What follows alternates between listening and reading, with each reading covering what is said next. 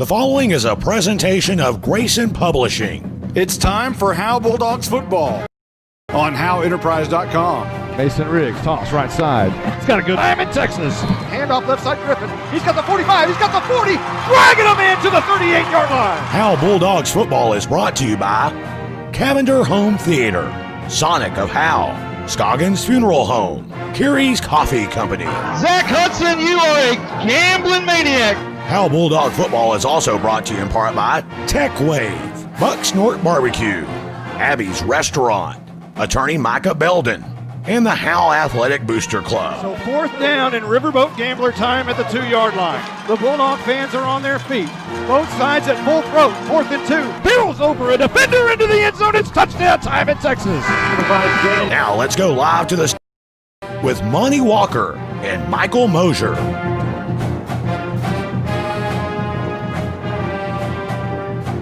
Well, good evening, everyone, and welcome to Bearcat Stadium. It is very cold tonight. It is we are outdoors.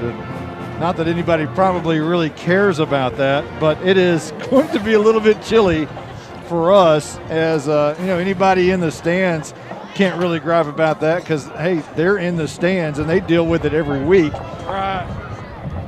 We are upstairs on top of the press box in our little ninja suits, ski masks, and I tell you what, it's going to be a great game tonight. Though I'm anxious to see how the Bulldogs respond from the game a week ago against Van Alstyne. The offense started looking pretty good, and the first series, Howe went back to 2 backs in the backfield and started driving the ball straight down the field. Up a little bit short on their first drive with no points after a first and goal from the 10, but hey, there were signs of life and they scored 27 points, and I think offensively people feel a lot better about the Howe Bulldogs. It's the defensive side of the ball that Howe's going to have to start mustering up and putting a stop on some people. Yeah, they're struggling a lot on defense. That across the middle pass last week just wore us out. But it'll get there. Can't wait too much longer for it to get there, but it'll get there. The Whitesboro Bearcats tonight. We are at Bearcat Stadium, and they are decked out in blue, very much like the Howe Bulldogs have been for the past several weeks, in honor of Tate Harvey. It's Whitesboro who is doing kind of the same thing. One of their classmates has leukemia, and her favorite color is blue, and they're kind of doing the same thing. They have all the coaches had blue shirts on. A lot of the students had blue shirts on. They had blue flags outside the stadium along the road there along Main Street, and or Bearcat Drive, I guess that is. And they're kind of doing the same thing, rallying around the students. So it's great to see, schools doing this for their students and their friends and their classmates, and it's just great to see. And we hope both of those individuals have a quick recovery. And we know Tate Harvey made an appearance at school last week, and that was good. That I guess it was yesterday he showed up for a little bit at school, and I know a lot of people were glad to see him. Yeah, I'm glad he's home. It's you just the drive, but I'm glad he's home. He's back in his environment, and that'll help with the healing process as well. It's a very taxing situation for the Harvey family. And a week ago, Ty Harvey, the outstanding wide receiver for the Howe Bulldogs, left the game in the Battle of the Silver Spike in the south corner of the end zone with an injury, and it turned out to be a bruised patella, not a torn ACL or anything like that we were concerned about for the moment. And that was good news. And Ty Harvey will play tonight. Yeah, that was great news for him, because when he left that field the other night, he was wasn't getting along too well.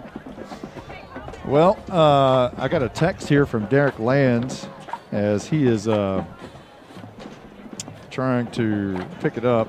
Inside the stadium, it's 104.1 if you have your headphones. If you're out there in the cars and waiting on the game, if you're listening on your phone, HoweEnterprise.com, obviously. And if you tune it over to the radio station, 104.1 FM, you can hear it over there. It only is good for around this area, though, only around the stadium. Not a far traveling signal, but on the field, listening to that signal, is our sideline extraordinaire, Justin White. Justin, talk to us. What's going on down there? Guys, we've gone about, can you hear me good? Yes, sir. We've gone about 7, maybe 8 weeks here, or I guess the whole season up until now, having, pretty good temperatures at game time. I think our lowest of the season. I think I know where you're going here. Our lowest temperature we ever got to was about 67. And then tonight we're at about 45 approaching game time. Feels like 40 with wind chill. I'm kind of funny about it is for these past this whole season, every game you guys have been in the press box. Right. And the one game when it's in the 40s, they put you up on the roof. Yeah, they didn't like us tonight. And so I guess misery loves company, so we'll all endure the elements together here. But yeah, it's about 45 degrees right now. Should get down to by the end of the game. Got about a 5 to maybe 7, 8 mile an hour wind. I believe that's going south.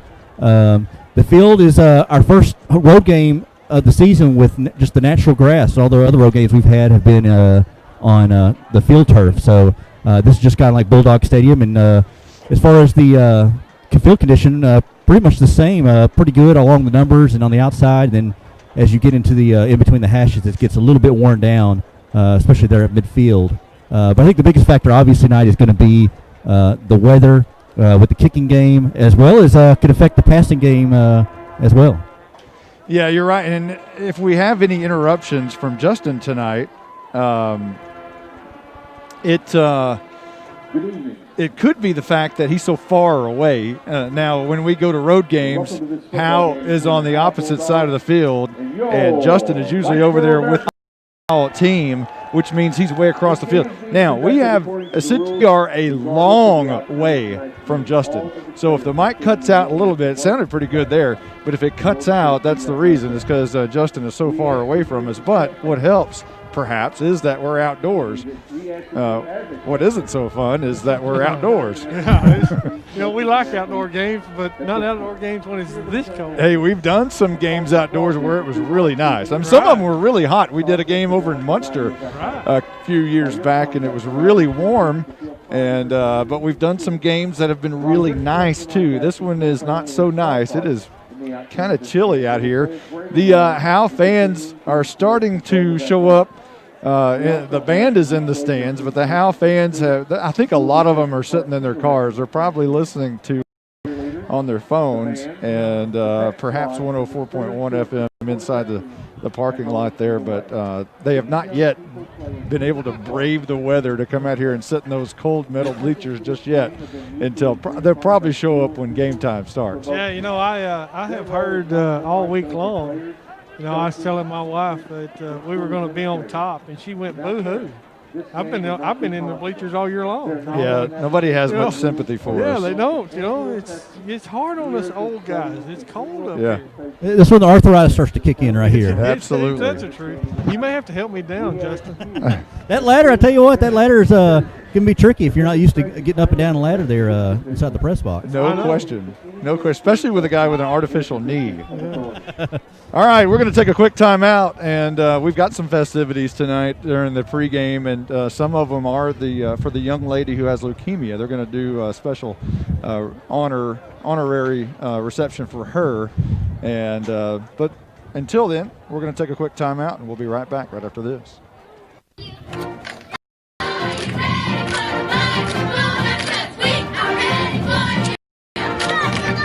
Calling all Bulldog fans to come down to the Sonic in Howe for half-price shakes after 8 and open until midnight. Home games only. Where you get great food and big smiles, and a little message for our Howe Bulldog football players. Go Bulldogs, fight Bulldogs, win, win, win. It's not just good, it's Sonic good.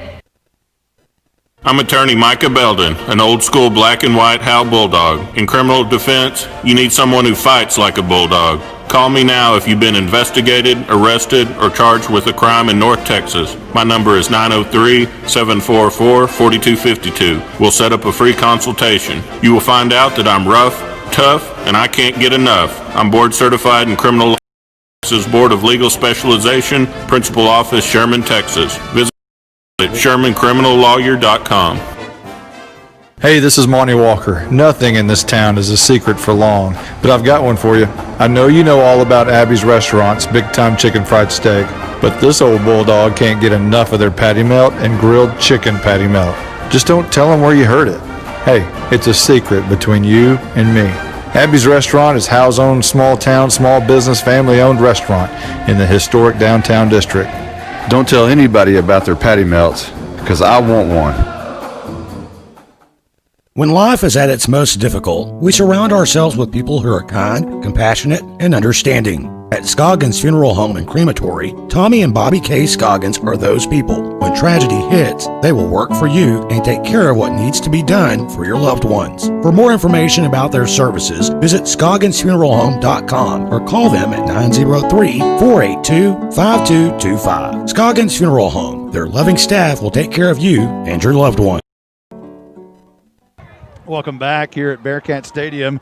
Is Monty Walker along with Michael Mosier and Justin White. Stephen Braswell has the night off again. Too cold for Mr. Braswell. I shouldn't say that. He's got family around, and he was going to meet me and drive over here and then go see some of his family in Denison. But I said, hey, you're not going to like it up here. Why don't you just go see your family? Right. We may neither one like it. We may both have to have help down from here after a while. Yeah, Coach Lands, got a text from him a moment ago. He said he is staying indoors tonight. And, yeah, our listenership may be up today here because a lot of people probably, if they're not able to come to the game, are able to listen in. So, boy, no question. I tell you what, it's going to be a chilly one tonight, but it'll be fun. You know what? Hey, when I loved playing in cold football games, because when you had the long sleeve there's one thing you knew: the game was important, and that's fun. Anytime you have a cold weather game, you know it's one of those for the marbles, and anytime you have a cold football game, it brings back great memories. And I know these kids haven't experienced yet. Some of them haven't experienced cold football games at all, the ones that are new to varsity. But the ones that have been here for a while, it kind of reminds you of some playoff games and that atmosphere, and that brings back great memories. And it might give you just a little bit of a boost, on the field for that kind of thing. So let's go over the starting. We don't have a senior spotlight this week. We apologize, but we'll double up next week. Andrew Griffin there was a great article about him in the Van Alstyne Leader. If you haven't had a chance to check that out, please do. Andrew, an outstanding young man. But let's go over the starting lineup for the Howe Bulldogs. On offense, the wide receiver is Ty Harvey. He's got 20 catches on the year for 308 yards and 2 touchdowns. The left tackle is Jacob Howe, the junior, 6'5", 225. The left guard, Parker Blunt, junior, 6'1", and 220. The center tonight, and as always, is Clay Marshall, senior, 6'1", 295 pounds. And the right guard, Chris Garrison, 5'10", 235 pounds. And the right tackle, Devin Porter, junior, 6'3", 220. He was a tight end at the beginning of the season and quickly converted to right tackle after some changes from the wing tee to more of an open offense. The wide receiver on the opposite side of Ty Harvey is Mason Riggs. He's got 2 catches for 14 yards. However, he has 4 catches for 73 yards and a touchdown on the ground. Chase Harder back, and he has been for a few weeks now, 16 out of 35, 298 yards passing, 1 touchdown and 2 interceptions. And both of those interceptions were late in the game at the very end within the last 2 minutes of the game, just trying to make something happen. The fullback, Andrew Griffin, the leading rusher for Howe, 124 carries, 640 yards. That's over 5 yards per carry on the ground, 3 touchdowns, and, of course, his longest of the year, the 89-yarder. Dylan Moreau, you'll see him at fullback at times, 19 carries, 45 yards. Austin Lee, 14 carries and 80 yards. A big week last week with 5 carries for 25. One of the backfield members with Andrew Griffin will be Mikey Heimel, 7 carries for 14 yards, or 54 yards rather. That's over 7 yards a carry. Heimel is very quick. Winston Moss also back there will run that reverse at times, 3 carries 6 yards. Moss coming off an ACL injury a year ago, trying to work his way back, as well as Andrew Griffin, both backs back there coming off ACL injuries. So, Michael, it's turning on over to you for the Whitesboro defense. All right, going to have Andrew Fletcher, Andrew Reedy, Riley Dixon, Stephen Fullman. Sure. Okay. Noah Robinson, Nolan Frith, Weston Hickman, Bradley Klinger, Noah Greason, Cade Acker, and Tristan Gaines. So let's go over the Howe defense. The right defensive end, Chase Harvey, senior, 6'1", 240 pounds. The left defensive end, Cameron Blesseye, 6'1", 225 junior. The right defensive tackle is Chris Garrison, 5'10", 235 junior. The left defensive tackle, Dyson Dillard, a junior, 5'11", and 220. The inside linebackers, Andrew Griffin, 5'11", 210 senior. And the other backers would be Dylan Moreau, a senior, 5'7", 185. Dylan Moreau, he might be 5'7", but he plays like he's 6'7". And he's only 185, but he plays like he's about 240. Another linebacker, Winston Moss, senior, 6 foot 190. And there's the horn. Hello. And the cornerback, Chase Barnett, senior, 5'8", 150. And safety, Mason Riggs, 6'1", 185. Free safety, Ty Harvey, 6'6", 210. And to tell you what, Coach Zach Hudson was talking about Chase Barnett. We were talking a bit, and he said, man, if I could put that heart that Chase has into somebody's body that's 6'6", 250, that would be unstoppable. And I'll probably have to agree with that. Zach Hudson commending Chase Barnett on his outstanding effort and heart. And, it's one of those things that you can't coach and you can't teach, and, either a kid has it or he doesn't. And unfortunately for Chase, he's not the biggest kid out there, but he plays so much bigger than he is. And we talked about Dylan Moreau being the same type of player. On the Whitesboro Bearcats side of the ball, they are coached by Eddie Gill. They're 4-3 and 1-1 overall in district play. So far in the year, they've scored 131, which isn't a whole lot, and they've given up 214, which surprisingly is a lot. And their average game is a loss with a score of 31-19, but not everything averages out like that with points for and points against, because obviously they have a winning record at 4-3. They were 5-7 a year ago, 3-2 in district, and were knocked out of the playoffs by Mineola, as Howe fans are aware of and familiar with. So knocked out by Mineola. Here come your Whitesboro Bearcats. And here are the Whitesboro Bearcats making their way on the field, carrying the blue flags, not for Tate Harvey, but for a student and a classmate of theirs who has leukemia, and we'll try to catch the name of that here later on. But the Bearcats make their way on. The Bulldogs still doing the stretching, and the tunnel is still being blown up for the Howe Bulldogs in that north end zone. This field runs north and south, and the Bulldogs right now in that north end zone doing the stretching, wearing white jerseys, black pants, and black helmets. And Michael, did we give you the starting Whitesboro offense? No, we didn't. Well, let's do that. Okay, let's do that. Noah Greason, wide receiver. Slot back Lucas Lloyd, wide receiver Klinger, left tackle Tanner Young, left guard Wack, center Colt Wolf, right guard Dylan Power, which used to be a Howe young man, right tackle Isaac Hernandez, quarterback Scout Sanders, and running back Brooke Barker. You talked about Dylan Power. He is a senior, an offensive lineman, and a very, very large young man. He takes up a lot of space. Here come your Howe Bulldogs on the far side.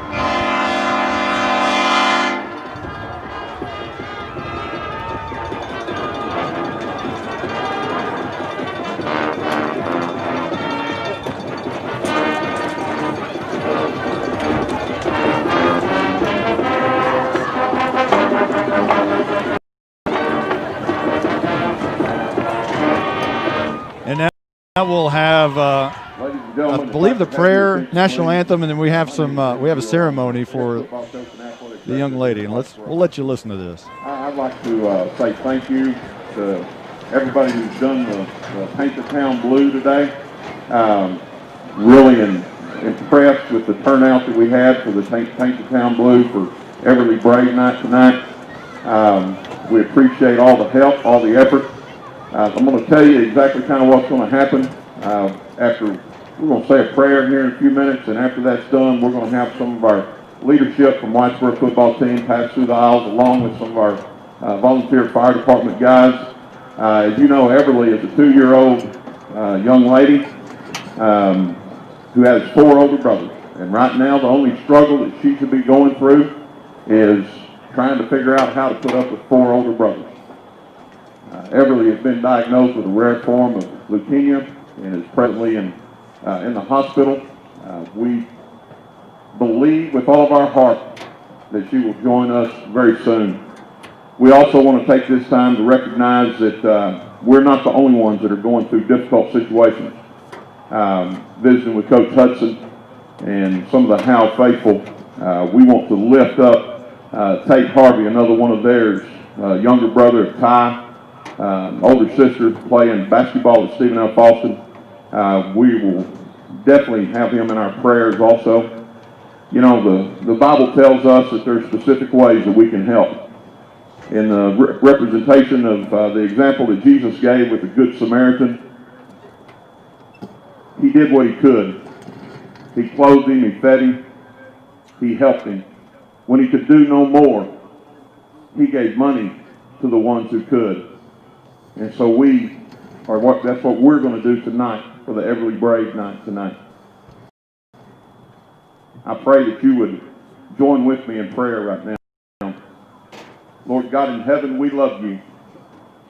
Honor and glory be to you. You alone are worthy of praise. Father, we thank you for this lovely night tonight. I pray that you would bless these 2 good teams, that you'd guard and protect them as they go through this evening, that you'd take care of the band, the cheerleaders, that you would have your protection around them, that you would see to it that all the fans, both from Howe and Whitesboro, leave this place in great comfort and peace, knowing that you're with them. Father, right now we just lift up Everly Ledbetter. We lift up Tate Harvey. We also lift up Preslin Hudman right now, dear Father. All three of those young people are going through a hard time. Father, too many times we don't understand, but ours is not to ask why, but to be obedient to your word. And your words say that we should help, that we should love our neighbor, that we should love each other. And then we also thank you that after helping and doing what we can with our time and our monies, that we are to pray, and that we get to pray to a God who is almighty, that his own people, the Hebrew people, called him Jehovah Rapha, the God that heals, and that you call yourself, Father God, the great physician. So we declare these words over these 3 young people in faith, believing, knowing that you are faithful to your word. We love you so. We thank you that you love us and that you want good for us and not bad. We love you in Jesus' name. Amen.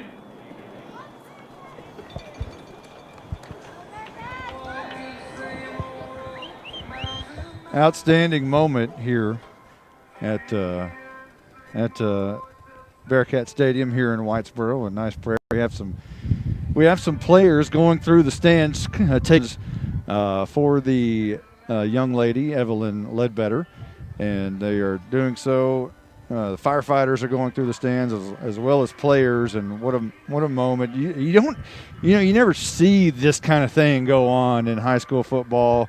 This is what I tell you what. This is the essence of Texas high school small town football at its finest right here.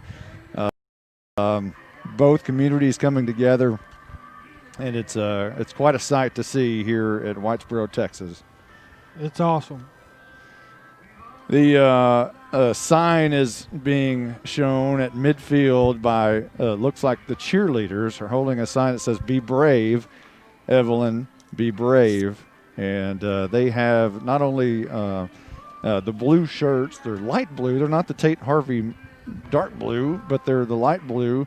And they have the pink ribbon as the I in Evelyn. So just a great moment here. And Justin, I know Justin's down on the sidelines, and it's a great moment for the stands and for the people. What does this do for a football team down there? I think it kind of brings them together. The Harveys you guys talked about. There's a lot of them down here. You talk about small town football. Everybody's kind of together.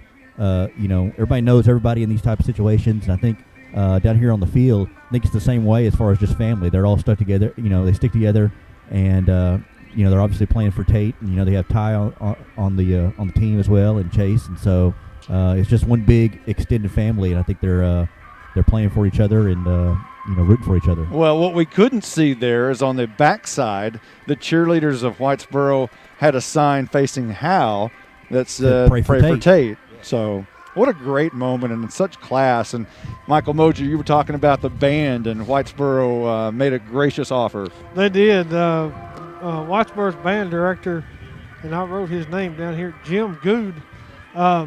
He called Miss Liss earlier in the week, and he's offered to feed our kids, our band members, at the third quarter of tonight's game.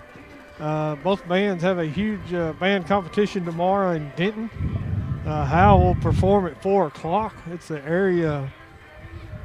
area competition, and then they'll go from there. Well, the captains have made their way on the field, and we'll, of course, have the coin toss. Justin White will be down there to do that.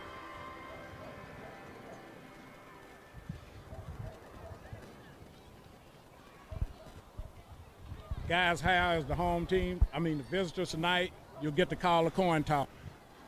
We've got our officials coin. The state of Texas will be heads. It's like Clay Marshall down there along with Andrew Griffin, Ty Harvey. I think it is Chase Harvey on the Chase Harvey. Tail. Choice. Tails. What did he say? Clay Marshall called tails. What is it? Al, what is your choice?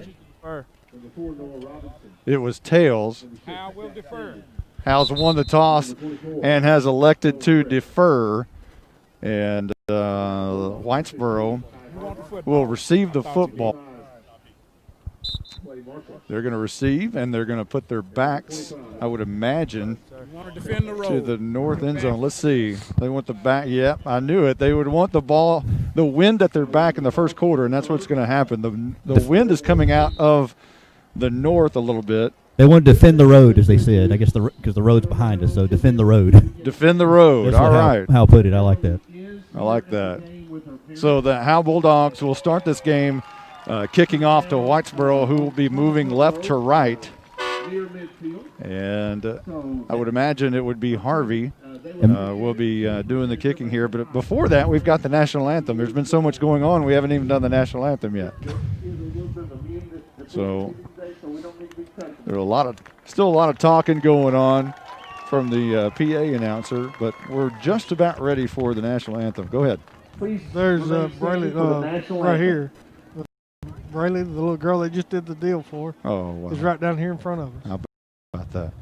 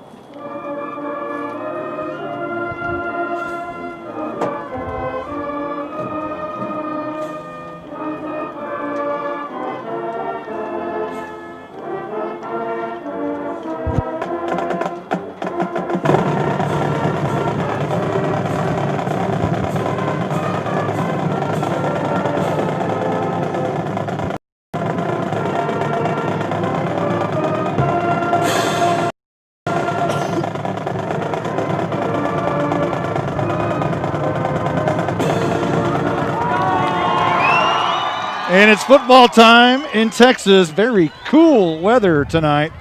And one way you can look at these teams and tell the difference in the schools, Whitesboro, their football team had one hand on each other right in front of the guy in front of him, and they took up about 25 yards of players. You look across the field with Howe, they were doing the exact same thing and took up 15 yards of players. There's a big difference in rosters. There's a big difference in school enrollment.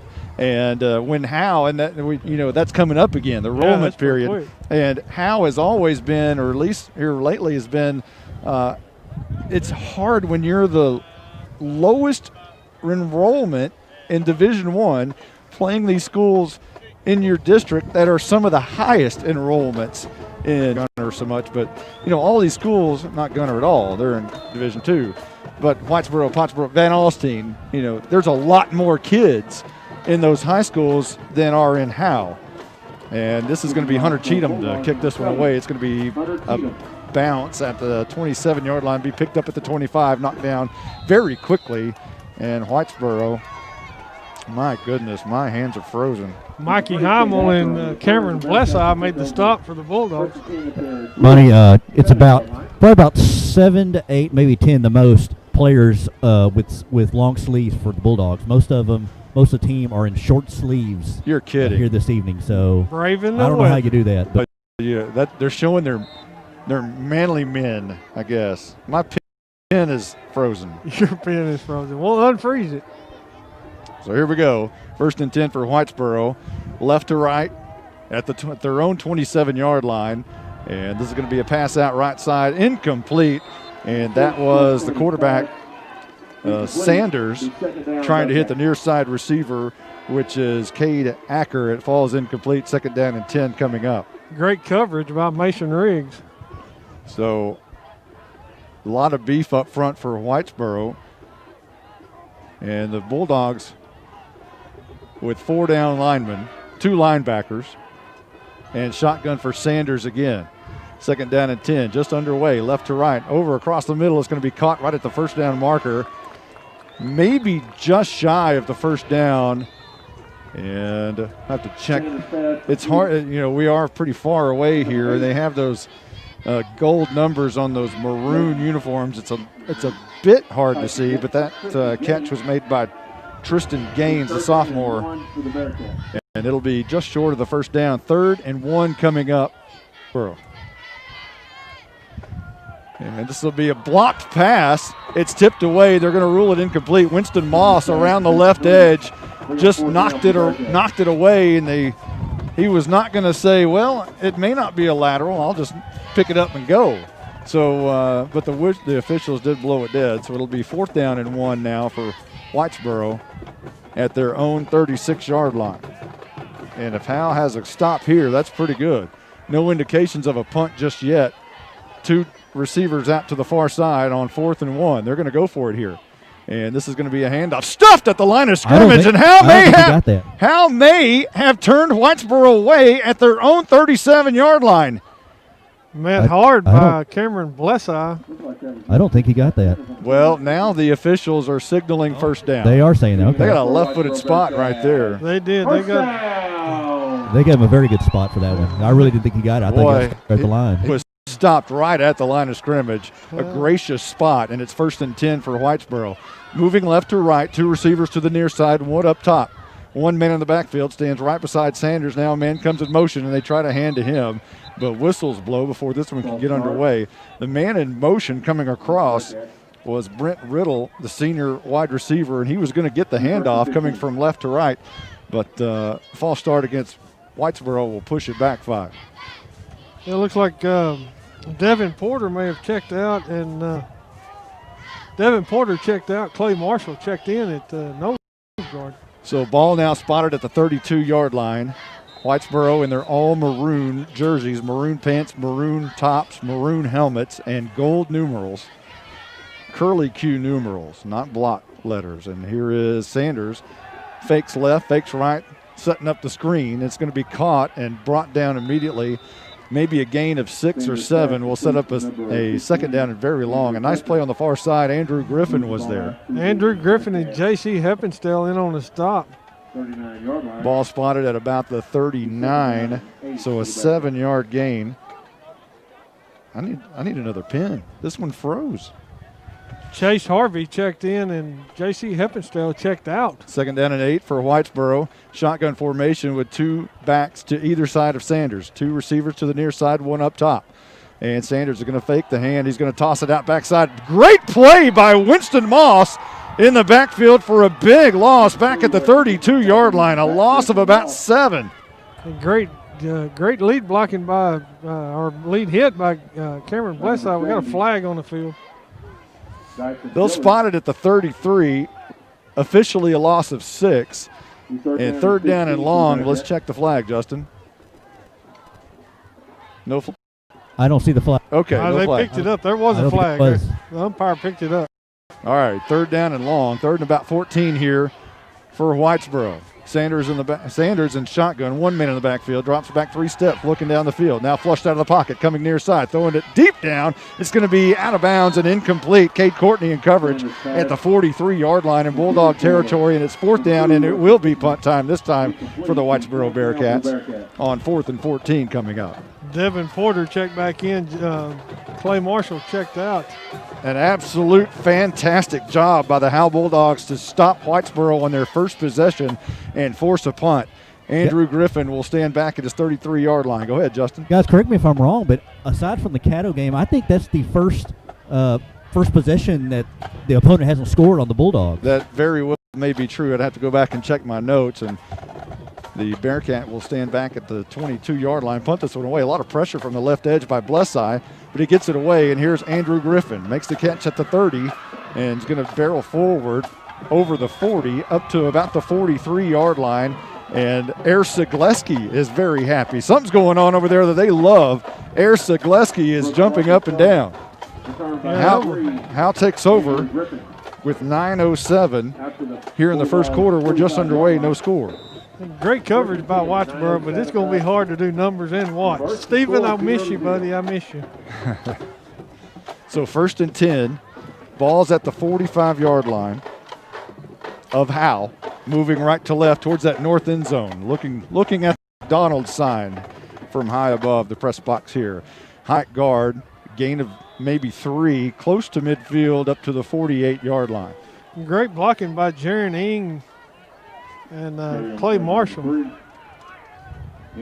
So Griffin does what Griffin does, and he brings a big load and runs over people right there. Gain of, we'll call it 3.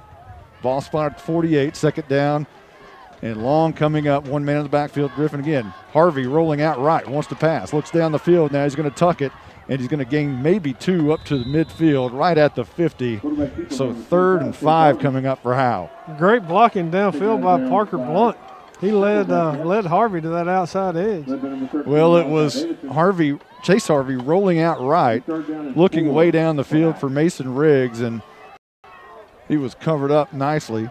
So Riggs will come near side here on 3rd and 5 and be split out with Dylan Moreau. Ty Harvey up top, 2 men in the backfield. This is going to be a handoff. Griffin, who makes a cut, and is going to be slung down short of the 1st down by about a yard. They'll spot him at the 47-yard line, needing a yard and a half for a first on 4th down. We'll see what the Riverboat Gambler does here. Again, great blocking by Parker Blunt and Devin Porter. You're in Whitesboro territory. I think he's going for this. Yeah, it wouldn't shock me a bit to see him go for this. 4th and a yard and a half, 7:35 on the clock in the first. And Howe taking their time, 11 on the play clock. Now they come to the line of scrimmage. Now the 7, 6, still kind of taking their time here. 4, they try to draw him off sides maybe? And they'll get the play off. This is going to be Griffin. He's met right at the line of scrimmage. Not going to get it. He's turned away, and the Bulldogs are turned away on 4th down. Going to come up just short, maybe about a foot short. And Whitesboro will take over at their own 46-yard line. Ethan Scoggins for Whitesboro met him at the line of scrimmage. So now the Bearcats will take over with 7:15 on the clock here in the first, moving left to right. Boy, there was momentum, and you hate to see that. You see momentum, and last week there was so much momentum in the Van Alstyne game, and then turned away with no points, and you just hate to see that if you're a Bulldog fan. And here's Sanders. He's going to run the option. He's met in the backfield. A great play, and that is Blesseye coming along the left edge. They tried to run the option, and Blesseye grabbed both of them. Loss of 2. Great play by Cameron Blesseye. Second down and 12 coming up. Under 7 minutes now here in the first quarter. A very chilly, cold October evening in Whitesboro, Texas. 2 receivers up top. I formation, toss left side. And not much doing there, if any, maybe a yard, as the defense really stepping up tonight. Andrew Griffin right there along with others. Third down and long coming up. Andrew Griffin, Cameron Blesseye tripped him up in the backfield. Officially a gain of none. Ball still spotted at the 44-yard line. 3rd and 11 coming up. That's what we like, gain of none. Gain of none. Mason Riggs, a cornerback on the near side. And Chase Barnett with the heart of a lion up top on the far side. Whitesboro left to right, 3rd down and 11. Howe has played great defense to this point early on. Shotgun formation.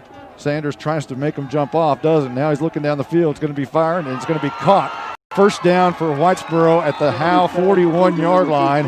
And coming across on the catch is going to be Andrew Fletcher, the sophomore running back / slot back. And that'll move the sticks for the Bearcats. J.C. Heppenstall and Cade Courtney in on the stop. They'll spot it at the 40-yard line, now in Howe territory. And that is the gain of 16. 1st and 10, left to right, 5:38 on the clock in the first quarter. Sanders in the gun, man right behind him. And Sanders is going to read the read option, and he's met in the backfield. Another great play. Clay Marshall this time. Clay Marshall. I'll tell you what, when they run the read option, the Bearcats are going nowhere. They're going actually backwards on that read option. They are, and you know, again, Cameron Blesseye in on that stop as well. He's having a game tonight already. 5 minutes left, and he's having a good game first quarter. 2nd down and 14 for the Bearcats, left to right. Sanders in the gun, 2 receivers up top, 1 at the bottom. And he is barking now, wants to throw. Slings it out left side, caught. And make a move on the inside. A gain of 5, maybe 6. And that's going to be the receiver, Bradley Klinger. He's their leading receiver, the senior, and safety on defense. Makes the catch on the far side on the screen pass and kind of comes towards the middle of the field. And will gain actually maybe about 4. It'll be 3rd down and about 7 at the 37-yard line. Winston Moss made the stop. Looks like Devin Porter checked in for Dyson Dillard. 4:21 and rolling here in the first quarter. This is a slot look, and this is going to be a quick hitter over left guard, and he fights his way through. This could be trouble. Breaking tackles, and finally brought down by Cade Courtney inside the 20 to about the 16 or 17-yard line on the far side. That was a double slot look, and a great run along the left side to break some tackles. Good open field tackle by Cade Courtney. But, you know, again, you hate to see your safeties making those stops. You want those stops made at the line of scrimmage. It looked like Andrew Reedy on the carry for the Bearcats as they come to the huddle now, come to the line of scrimmage as they break the huddle, 3:50 on the clock. 2 receivers on the left, none to the right, only the tight end, I formation. And Sanders from the 17-yard line is going to roll out right, looking down the field. Still rolling. Throws it to the first man he sees, and that's at the 15-yard line. The safety valve tied in. That's actually the back out of the backfield, and that's going to be Nolan Frith rather. And he just came out in the flats from the backfield and was able to help out Sanders in a gain of about 4 yards there. Chase Barnett checked out just a few minutes ago. Caden Harmon checked in for him. Ball at the 13-yard line. 2nd down and 6 coming up for the Bearcats. One man in the backfield, and this is the double slot look. Man goes in motion this time, and this time the Bearcats jump off sides. It was the right tackle, and you'll back this one up 5 yards. Looked like number 72. Yeah, it was Isaac Hernandez who jumped off sides. So that'll push it back to the 18. Second down and long coming up now for the Bearcats. 8th play of the drive. Barnett's checked back into the game. Started at the their own 46-yard line, now at the Howe 18. Second down and 11 coming up as the officials spotting the ball. Tonight, the officials out of the Dallas chapter, the umpire is Wiley Payne, the referee, Guy Jordan Jr., the head linesman, Jeffrey Glidden, the line judge, Brady Russell, and the back judge, Willie Odom Jr. Sanders in the gun with 2 men right beside him and twins up to the left. This is going to be a handoff left side. Lots of room to the 15, to the 10, to the 5. Touchdown, Bearcats. Weston Hickman, the senior running back, takes it in from the 18-yard line right over left guard.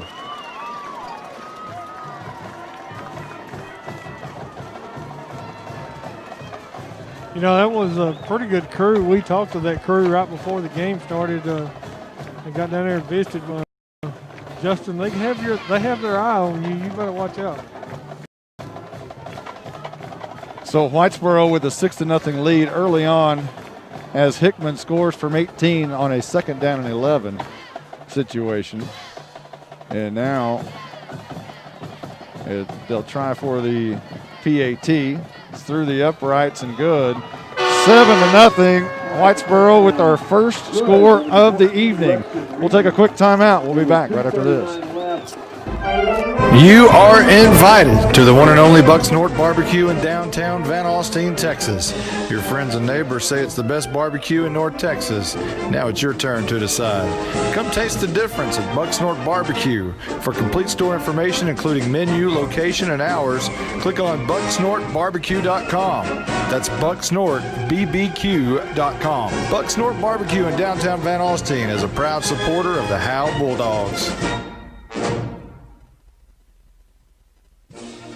This is Michael Mosier inviting you to support your local Howe Athletic Booster Club. I may not be able to pronounce Enrique Camilero, but I can tell you that if he played for Howe, he would need your support. Memberships are $25. They're available at all home games. Your membership benefits not just high school programs, but also middle school sports. Please support your hometown kids, even ones that might have a name like Aljundo Dankenstater.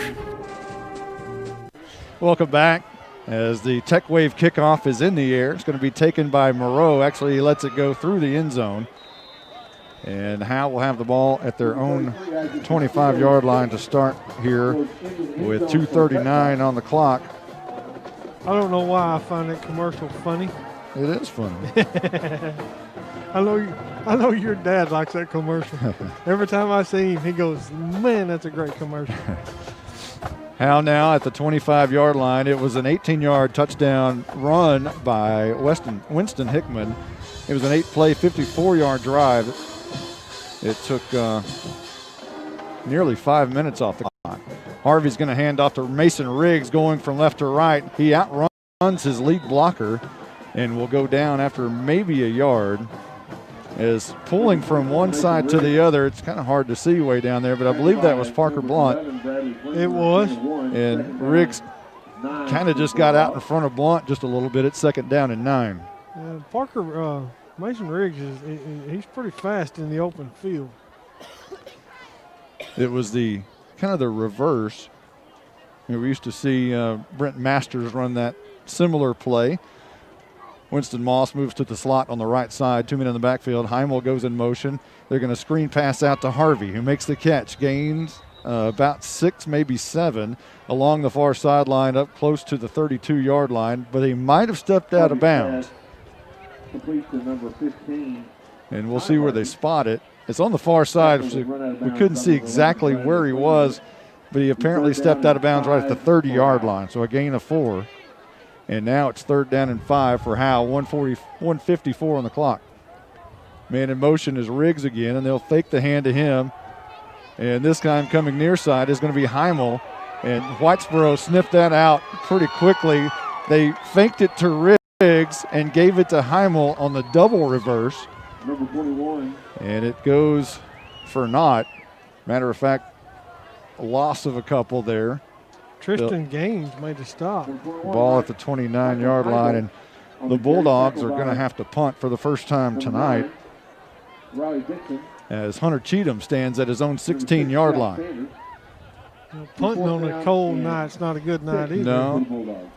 Cheatham's punt is a low end-over-end kick with a good Howe bounce across the 50 to the 45. Barnett there to kill it right at the 44-yard line of Whitesboro. A quick drive. Barely a minute off the clock. Yeah, I bet you had fond memories of punting on cold nights. A lot of punts on a lot of cold nights. It was a lot of fun. I'll tell you what. What's that like kicking, Monty? Is that like kicking a cinder block? Punts, it's really not that bad, and it is. The ball is a little bit, it is a little bit harder to. But for some reason, I always loved punting in cold weather. I've got a memory I got to ask him about Justin in a few minutes. Well, I don't know if this is true or not, but it felt like the ball would turn over a lot easier in cold weather. It may not have, but it really felt that way. 1st and 10, Whitesboro, left to right, man in motion as Sanders is in shotgun. He rolls out right, looking to throw down the field. And now he fires it, and it's going to be caught at the 35-yard line and out of bounds. Riggs in coverage, but it's going to be caught by his near side receiver, Noah Greisen, the junior receiver, and that's enough for a first down inside Howe territory at the 35. I'm going to say I might have seen a video. First down. Maybe a video of Monty Walker and Lynn Burkhead in Florida, and Monty kicking without a shoe on. Barefooted? Maybe. That was a long time ago. 1999, I think. Here is Sanders going to hand off. Actually, that's near side. And running the play there, it's kind of hard to see. Benton Novin was the ball carrier along the left edge, is going to gain about 5 to about the 30-yard line. And we're close to the end of the first quarter. And I'm not sure we'll get another playoff. If Whitesboro hustles, we might. Guys, these running backs run very, very tough. So, I mean, Bulldogs are going to really have to step up their tackling here tonight. That was not Nova. That was another running back, and they have a plethora of them. Brooks Barker on that carry, and I believe that might have been the Wildcat, actually. They might have snapped it right to Barker. And this is Sanders, and again a tip pass on the left edge, and again that's Winston Moss. So twice tonight, Winston Moss was able to knock down a pass that Sanders wanted to throw to the right side. Incomplete, 3rd down and 5 coming up. Bulldog defense is there. They're doing pretty good. A couple of small breakdowns in coverage, but other than that, they've done real good ball handling or ball control. Really, it's been one big play, and a couple of big plays, but one topped it off for a touchdown. And this is Sanders on the keeper right up the middle. Not much doing there. And 4th down coming up. 4th and about 4. Sanders will cross the 30 to about the 28. Andrew Griffin and Chase Harvey come up off that pile, and Harvey was connected to look like the running back. That's going to be the end of the first quarter. Whitesboro in the lead, 7-0 here at Bearcat Stadium in Whitesboro, Texas. We'll be back right after this. Carrie's Coffee Co. in historic downtown Van Alstyne next to the post office is the #1 coffee shop hotspot serving Bulldogs, Panthers, and mascots everywhere. Carrie's Coffee Co. offers a variety of organic coffee and non-coffee beverages. Come visit Carrie's Coffee Co. in downtown Van Alstyne next to the post office. Open Monday through Friday, 7 a.m. to 3 p.m. Carrie's Coffee Co. is Texas quality. Alexa, turn to HGTV. Tune into HGTV on Dish. This is Fixer Upper. It may be a gadget, but it sure is fun. You can change channels and search movie titles easier than ever with Alexa. The best part? It's free from Cavender Home Theater. Alexa, why wouldn't everybody have Dish from Cavender's? I don't know that one. Don't be left out. Call Cavender Home Theater today or go to CavenderTV.com. I would imagine Whitesboro will go for it here on 4th and 3, and it looks as if they will. Sanders in the gun. That shocks me a little bit. Is they lined up in the double slot the last time, and we'll see. Sanders has 2 men in the backfield, one on each side, and this is the Wildcat again. Snap directly to Barker. He's got a first down along the far side, now moving right to left, and he has that far corner along the Bulldogs sideline, and enough for a first down. They'll spot it at the 17-yard line. Yeah, he just barely got out of the outreached arms of Dylan Monroe. He got tripped up. He got to that outside edge and was run out of bounds by Cade Courtney. Sixth play of the drive coming up for Whitesboro, as they're now knocking on the door looking for another score at the 18-yard line. Sanders drops back, still looking across the left side. It's going to fall incomplete. Hunter Cheatham in coverage, trying to hit his receiver coming across the middle. Clock stops at 11:48. Justin White down on the sidelines. You got a chance to probably hear what was going on during that official timeout. What's the mood of the Bulldogs down? Not sure if can you hear me okay? Yes, okay. Go ahead. Yeah, they're staying pretty positive here. Usually around this time of the game here in previous games, they've been kind of down by 2-3 touchdowns. They're still in it right now, knowing that they're only down by a touchdown. They're playing decent defense, only by a couple of big plays. Here's Sanders. He's going to hand off first man through, knocked down immediately. Winston Moss playing a great game so far. He was the first man there, and no gain on the play. It'll bring up third down and 10. Looks like Parker Blunt checked out and Garrison checked in. But Monty, just to carry on there, I'm just saying that them being able to stay in the game a little bit longer just continues to build their confidence. And I think that's where they're at right now. Is they're only down by a touchdown, and aside from 2 big plays, they played okay. Yeah, exactly right. That's a loss of a yard back to the 19. Sanders throwing the screen pass near side and sniffing it out quickly is Howe. As over on the far side, Bradley Klinger, or on the near side rather, Klinger made the catch. They set up that screen again, and this time Howe was right there. Yeah, sniffed out good by Andrew Griffin, Ty Harvey. So fourth down, and this time it's not, an automatic, as it's 4th and 7 for Whitesboro, but they're at the Howe 15-yard line. So they can either kick it here or they can try to go for it on 4th and 7. Right now they're going to let the play clock go all the way down to 1 and call a timeout and talk about it. Right now there's 10:29 on the clock, and Whitesboro's called a timeout. We'll take 1-2. We'll be right back right after this. A word from Douglas Propane.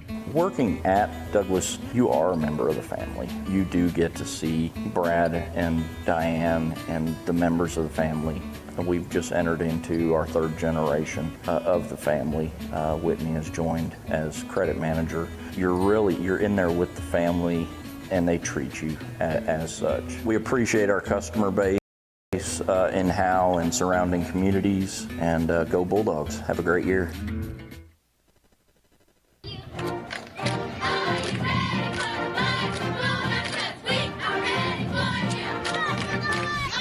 All Bulldog fans to come down to the Sonic in Howe for half-price shakes after 8 and open until midnight. Home games only. Where you get great food and big smiles, and a little message for our Howe Bulldog football players. Go Bulldogs, fight Bulldogs, win, win, win. It's not just good, it's Sonic good. Welcome back, as Whitesboro is about to attempt a 32-yard field goal, and that will be Klinger to attempt it on the left hash towards the north end zone with the wind, kind of a crosswind here. And the kick is a low line drive kick that he hooked to the near side, and it's going to be no good, and we get Eric Zagleski again. We talked to Coach Gill before the game. It's kind of strange to look down there and see at this day and age, see a high school coach wearing a cardigan sweater and a pink tie on a Friday night ball game. Yeah, that is different. And Gill, who is somewhat legendary around here now, got here in 2006. Whitesboro had not been to the playoffs in 100 years. And in his second year, Whitesboro made the playoffs. Here's a handoff. Actually, Harvey's going to keep it and gain 2 yards over left tackle after a fake to the fullback. And I'm telling you what, I'm not kidding about my pen. It's frozen. Stop made by Riley Dixon for the Bearcats.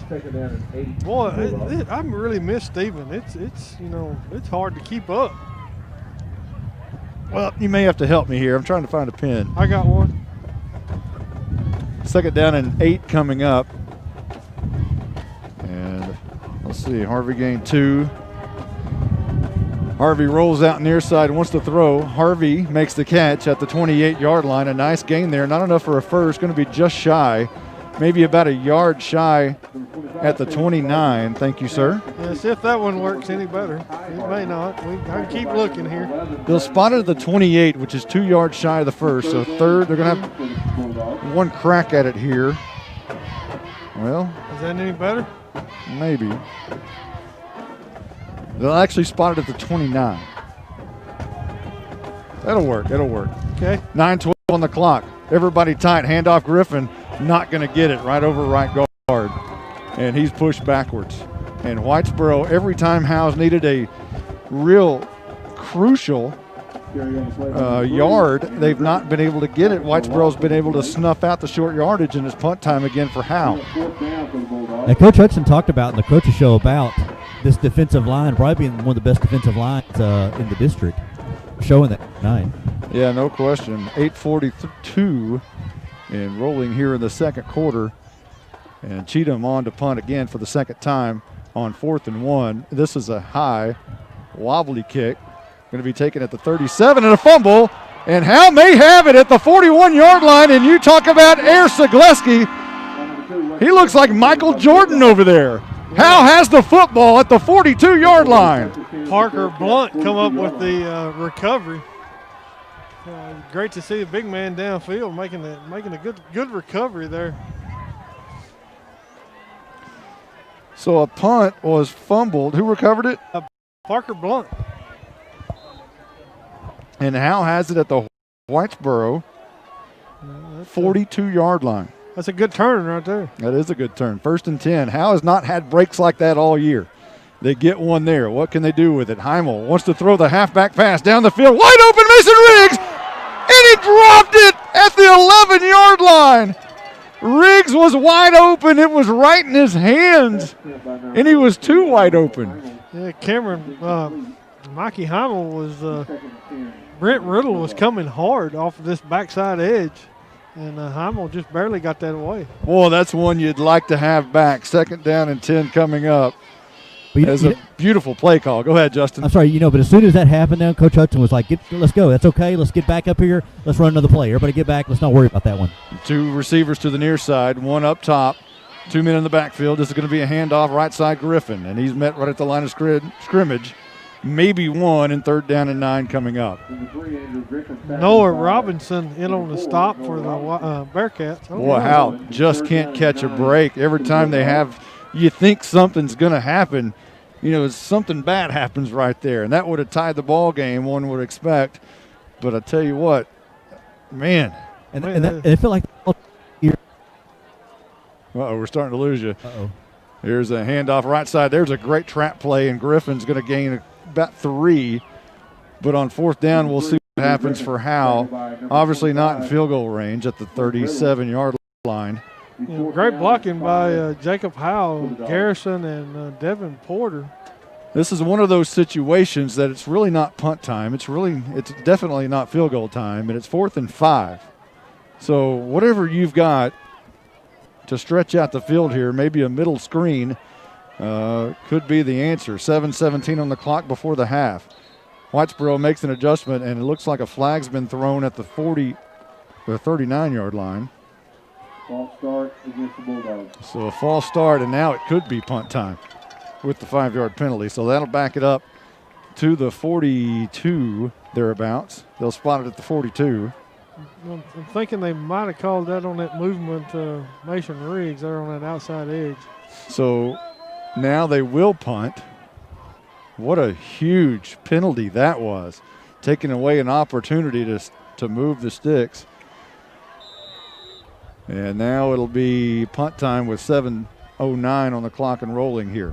Ball spotted at the 42-yard line. Hunter Cheatham will stand at his own 46 at the Whitesboro 46. A high wobbly kick's going to bounce at about the 15. Take a good Bulldog roll. Chase Barnett catches it and kills it at the 5-yard line. So a nice punt by Cheatham. And Chase Barnett always seems to be right there on those kickoffs and punts. That was the perfect scenario. If you're going to go ahead and punt it away, that's what's got to happen. And Barnett was right there to kill it. They'll actually spot it at the 6. So Whitesboro 94 yards to go to pay dirt before the half here. And, man, I tell you what, if you're the Howe Bulldogs, you got to be feeling pretty good right now. I would be feeling pretty good. They've done a real good job. 6:55 on the clock. Whitesboro coming back on the field. Send 2 receivers to either side and 1 man in the backfield. Scout Sanders in shotgun formation, and he looks near side, throws near side. Klinger makes the catch right at the first down marker, and it's going to be a little bit short, I believe. Great coverage by Chase Barnett. Second down and probably 2 coming up as they'll spot the ball near the 15-yard line, spot it right at the 14. Gain of 8. Dylan Moreau checked out, and Austin Lee has checked in his position. Same exact formation, 2 receivers to either side. In the gun now, man goes in motion. They'll toss it to him. Coming from left to right. He's got some room, lots of room. 30. Now it's a foot race to the 40. Barnett trying to chase him down at the 40. 35-30, 25, breaks Barnett's tackle. Now Cheatham grabs him at the 5-yard line to save the touchdown. Flag on the play back here at the line of, almost to the line of scrimmage. There it is. Is that one coming back, Justin? I think that's on Whitesboro. I think that's an area of holding, I believe.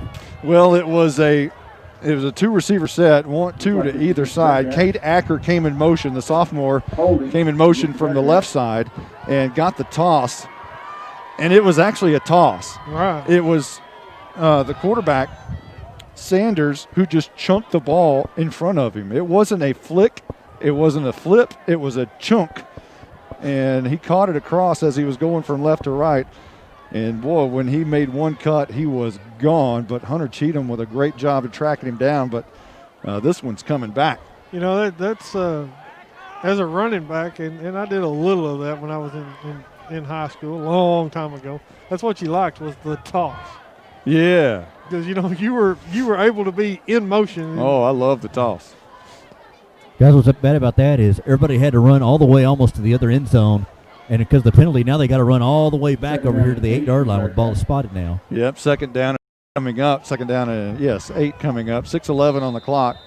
Moving Borough with 2 receivers to the near side, 1 up top, and this is going to be the quarterback keeper along the left side. He's got the 15 banged down there, close to a first down, maybe a little bit short, as Sanders got to about the 16, as that's where they needed to go. No indication, and I believe they're going to move the sticks now. No, they're not. That first down? Whitesboro quickly running the next play before the chains could even move, and a loss on the play back to the 14. I'm not even sure they got the first down on the last play. The chains never moved, and then they made the toss, and then the chains start moving. Right. Whitesboro was in a hurry. Everybody moved. Well, nobody moved but the down marker guy. Everybody else just kind of stood there. So it's going to be 2nd down and 12 now as the ball spotted just outside the 15-yard line at the 14.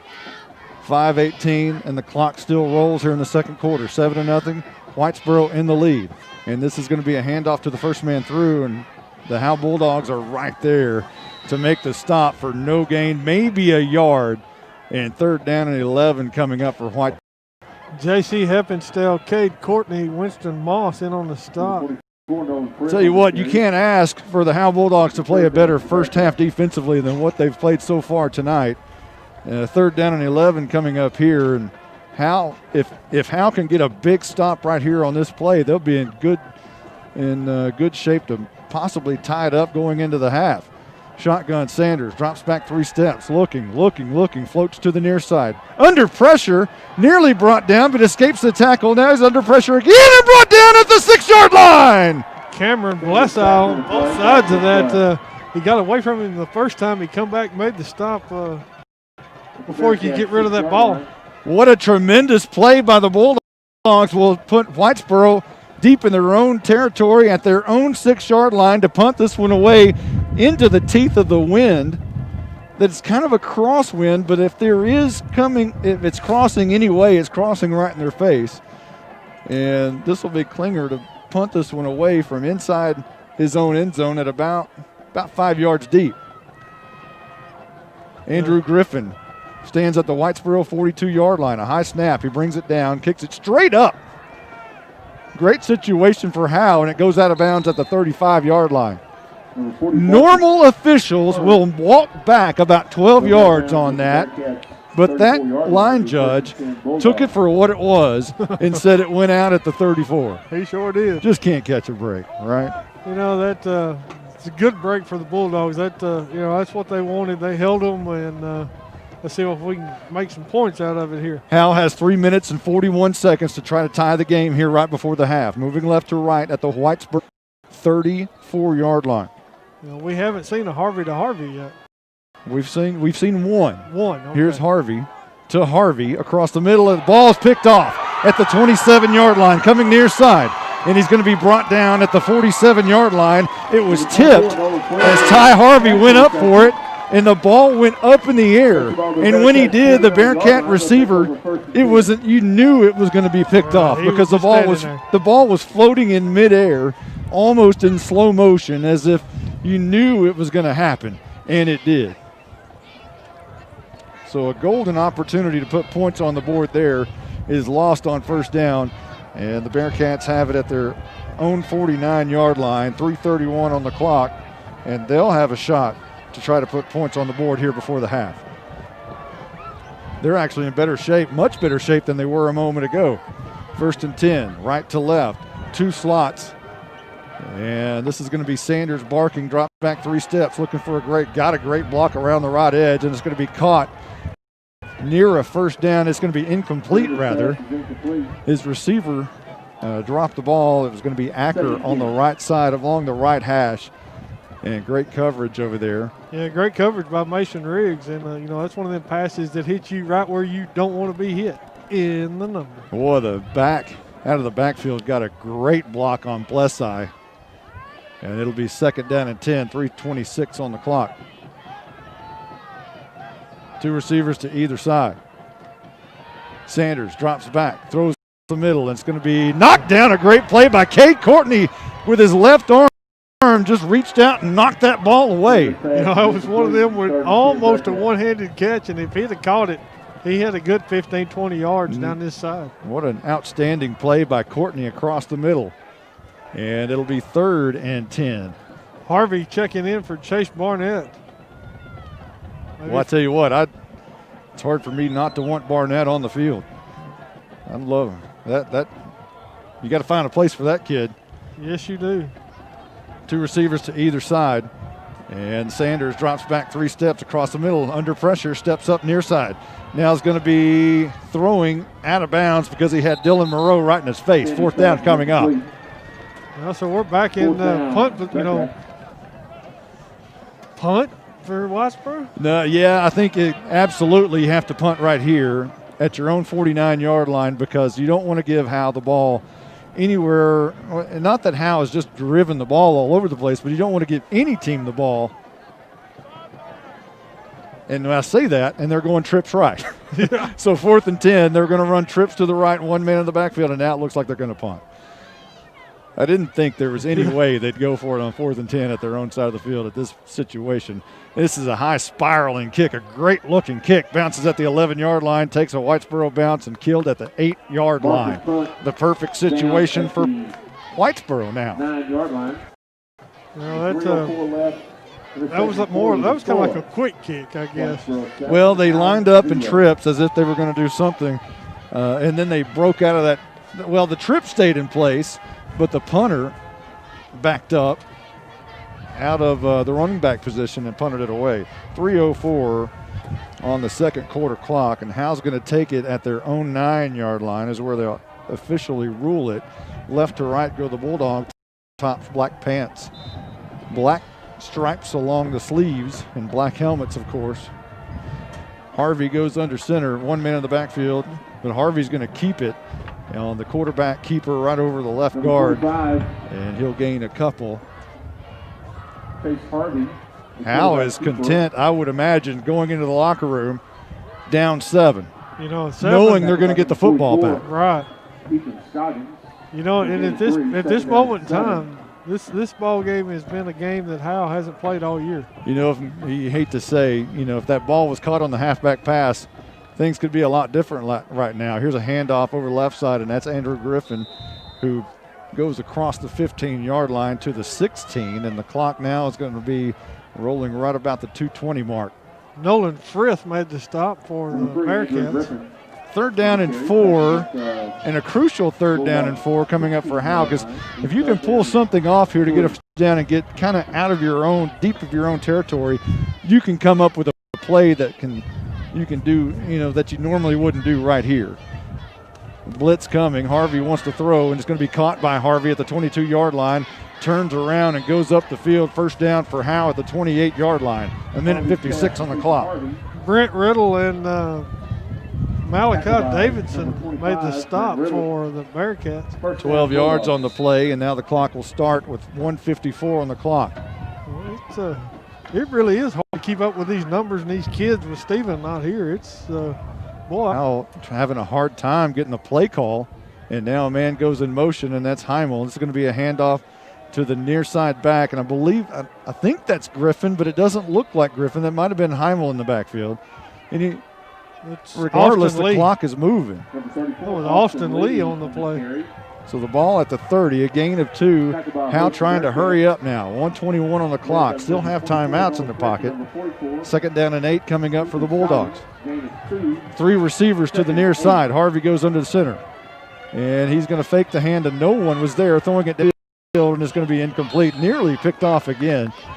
He was trying to hit one side to the other. It falls incomplete at about the 41-yard line. 1:05 left on the clock here before the half, and it's 3rd down. Brent Riddle broke that pass up for the Bearcats. So ball at the 30. We'll call it the 30-yard line.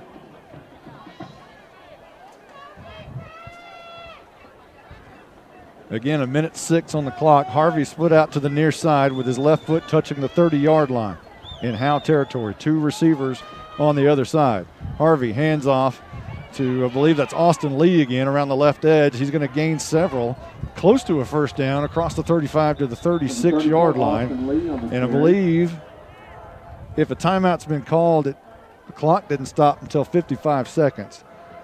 And I believe one has been called. The ball is spotted at 36, not enough for a 1st down. It is enough. Well, the clock's going to continue to roll, and now Whitesboro will call a timeout. We'll take one, too, real quick. We'll be back right after this. I'm attorney Micah Belden, an old-school black and white Howe Bulldog. In criminal defense, you need someone who fights like a bulldog. Call me now if you've been investigated, arrested, or charged with a crime in North Texas. My number is 903-744-4252. We'll set up a free consultation. You will find out that I'm rough, tough, and I can't get enough. I'm board certified in criminal law by the Texas Board of Legal Specialization, Principal Office, Sherman, Texas. Visit my website at shermancriminallawyer.com. Hey, this is... Hey. It looks like they are adding time back to the clock, possibly. Well, I thought for a moment, I was wondering what was going on, because the clock stopped at 55. And then all of a sudden it started back up again. And now it's the coaches were complaining that there was a clock stop. There should have been about 8 seconds. Okay, so they took some time off the clock. Yeah, the clock stopped at one point. They think that clock should have gone down a little bit more. Yeah, I agree with that. Now it's gone down 39. It stopped at 55 for some reason. That's why I thought they called timeout. And now Hunter Cheatham's going to punt it away on a 4th and 2. And it's a high wobbly kick. Going to bounce at the 37-yard line. Take a good Bulldog bounce near the 25. And I think it's going to be killed right at the 25-yard line. Nice punt again by Cheatham to change the field. And Whitesboro will have it with 28 seconds left from their own 25. And we'll see what they try to do here. I'm not sure if they're content going in 7-0. I would imagine you'll see something here from Whitesboro. Yeah, if you're the Bulldogs, you need to be on your toes here.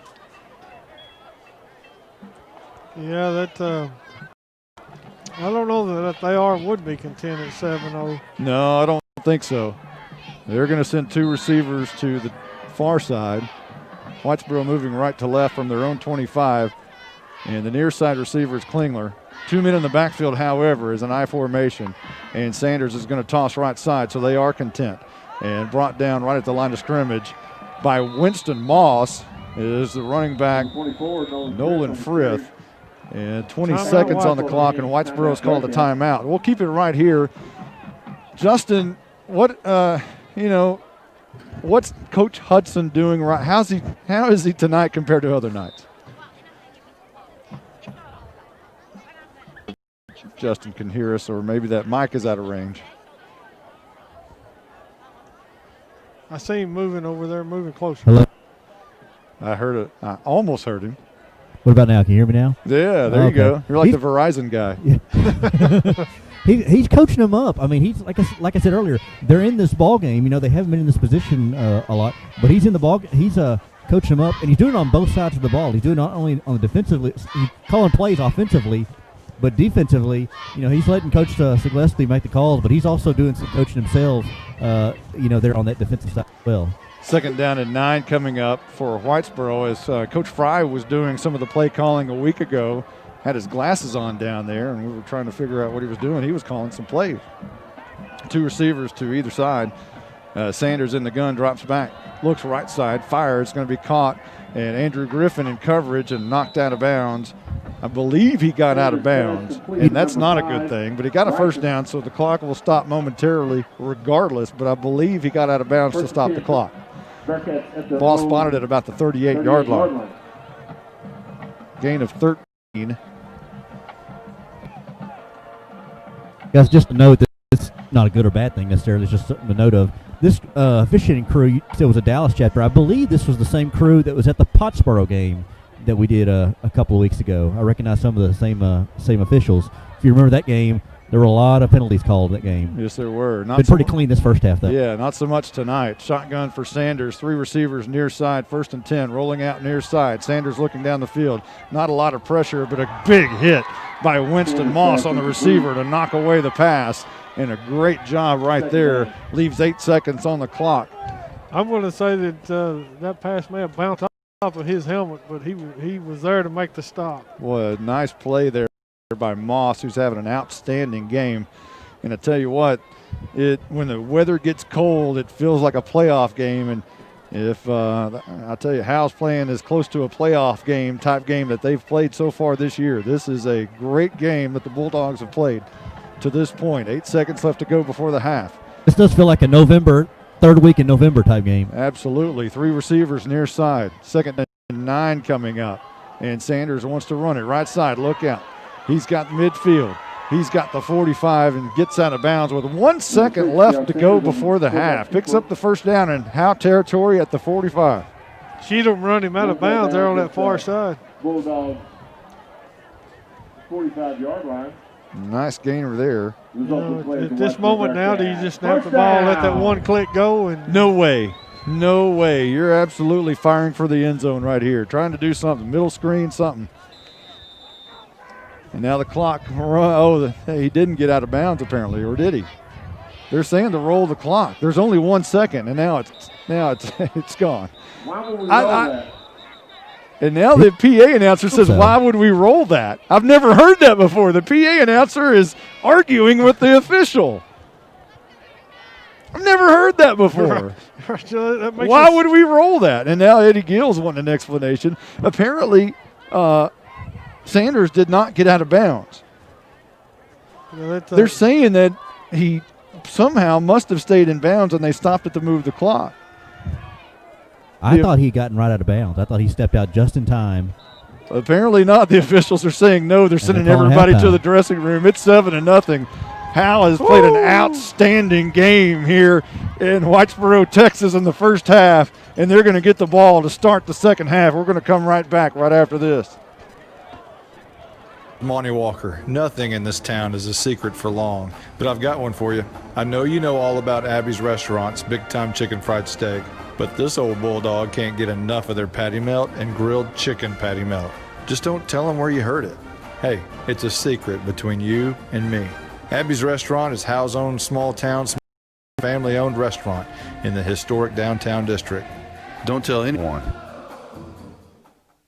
When life is at its most difficult, we surround ourselves with people who are kind, compassionate, and understanding. At Scoggins Funeral Home and Crematory, Tommy and Bobby K. Scoggins are those people. When tragedy hits, they will work for you and take care of what needs to be done for your loved ones. For more information about their services, visit ScogginsFuneralHome.com or call them at 903-482-5225. Scoggins Funeral Home. Their loving staff will take care of you and your loved ones. Welcome back as the Howe High School Pride of Howe marching band is about to put on their performance, and we'll let you listen to all of that. We'll go over this extensive score and drive recap. It's 7-0. It's not going to take very long. That's right. Howe took the ball, or Howe won the coin toss as Clay Marshall called tails and won it and elected to defer, which was a great situation right now as it stands. Whitesboro took the ball first, and Howe played great defense to start, forced a punt for the Bearcats, and that gave Howe the ball at their own 44-yard line. Howe was in great shape moving the ball, but turned it over on downs as they were stopped at their own 47-yard line, or at the Whitesboro 47, rather. Whitesboro's next possession ended in points as they drove down 8 plays on 54 yards and capped it off with an 18-yard touchdown by Weston Hickman, and that gave Whitesboro a 7-0 lead with 2:31 left to go in the first. Since then, nothing. No points. There's been a turnover. Howe got a great turnover, but wasn't able to capitalize. It looked like Howe might have been able to tie the game at one point on a halfback pass from Mikey Weimel to Mason Riggs, but the pass fell incomplete, and Howe got no points out of that. But the defense has been outstanding, Michael. Yes, it has, and you know that this game's far from over. And they come out playing like they played this first half, and it's going to be a great ball game to finish this half. Yeah, we were talking about the defense needing to step it up. That the offense is starting to turn the corner. A week ago against Van Alstyne, putting 27 points on the board. Looked great right out of the gate, right down the field, running it between the tackles.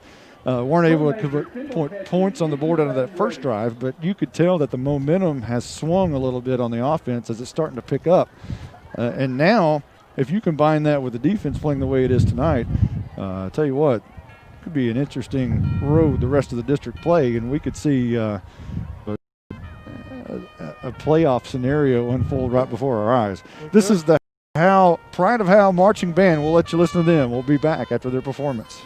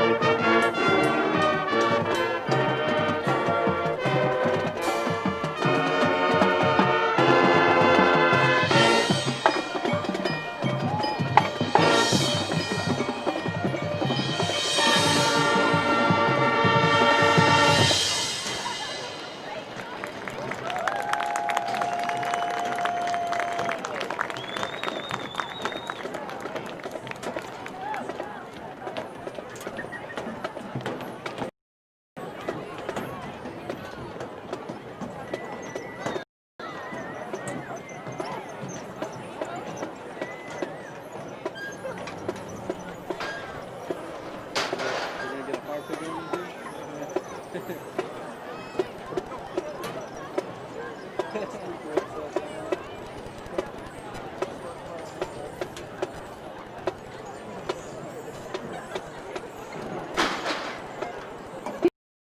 2017-2018 Howe High School Varsity Cheerleaders. Captain Aaron Ansley. Lieutenant Peyton Ford.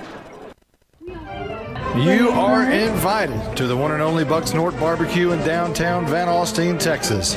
Your friends and neighbors say it's the best barbecue in North Texas. Now it's your turn to decide. Come taste the difference at Bucks North Barbecue. For complete store information, including menu, location, and hours, click on bucksnorthbarbecue.com.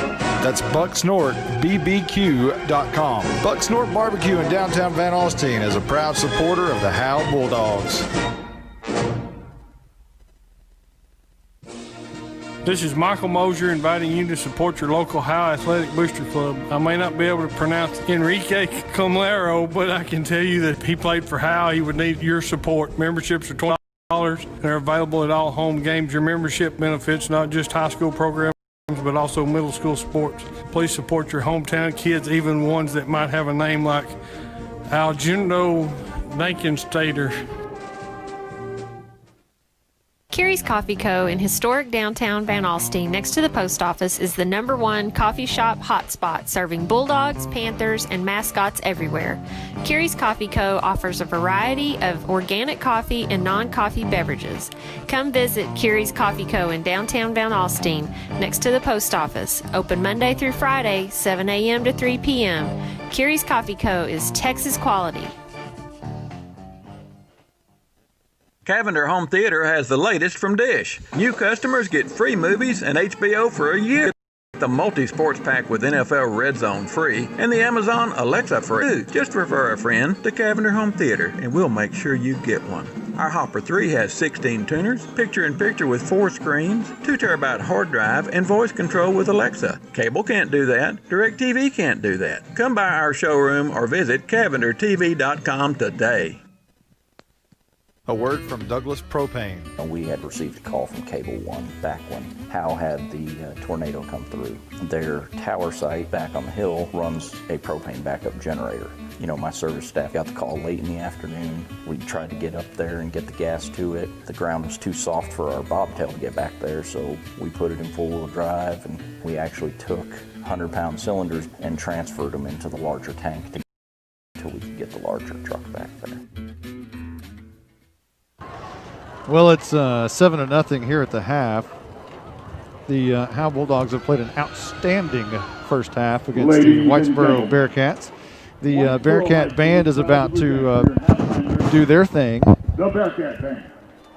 And we'll let you listen to the entirety of that as they're just about ready to start the beautiful display. They've got a lot of yellow and blue out here in a swirl, and interesting to see. It's a nice presentation that the Whitesboro Band's putting on. We'll let you listen to it. We'll be right back. Show entitled Blend, featuring the music Yellow by Coldplay, Rhapsody in Blue by George Gershwin, and True Colors, made popular by Cyndi Lauper and Justin Timberlake.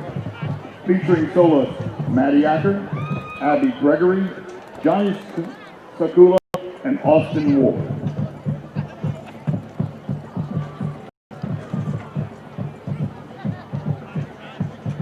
The band will dedicate the blue portion of our show tonight to Miss Everly Ledbetter. Though she be little, she is fierce.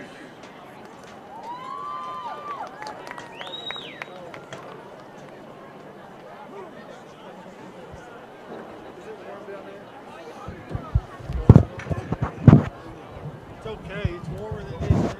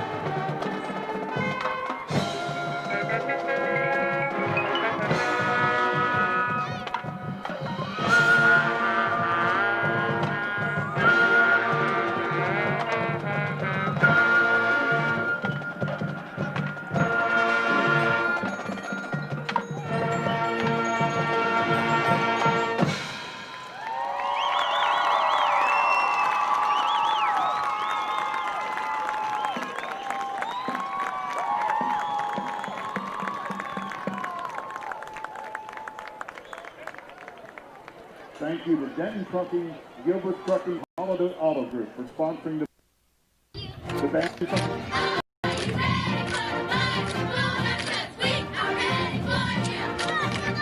Calling all Bulldog fans to come down to the Sonic in Howe for half-price shakes after 8 and open until midnight. Home games only. Where you get great food and big smiles, and a little message for our Howe Bulldog football players. Go Bulldogs, fight Bulldogs, win, win, win. It's not just good, it's Sonic good. I'm attorney Micah Belden, an old school black and white Howe Bulldog. In criminal defense, you need someone who fights like a bulldog. Call me now if you've been investigated, arrested, or charged with a crime in North Texas. My number is 903-744-4252. We'll set up a free consultation. You will find out that I'm rough, tough, and I can't get enough. I'm board certified in criminal law by the Texas Board of Legal Specialization, Principal Office, Sherman, Texas. Visit my website at shermancriminallawyer.com.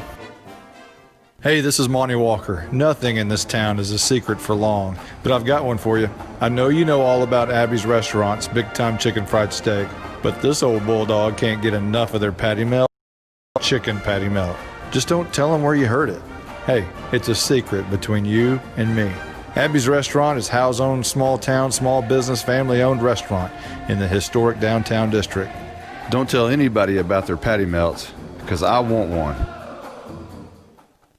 When life is at its most difficult, we surround ourselves with people who are kind, compassionate, and understanding. At Scoggins Funeral Home and Crematory, Tommy and Bobby K. Scoggins are those people. When tragedy hits, they will work for you and take care of what needs to be done for your loved ones. For more information about their services, visit ScogginsFuneralHome.com or call them at 903-482-5225. Scoggins Funeral Home. Their loving staff will take care of you and your loved ones.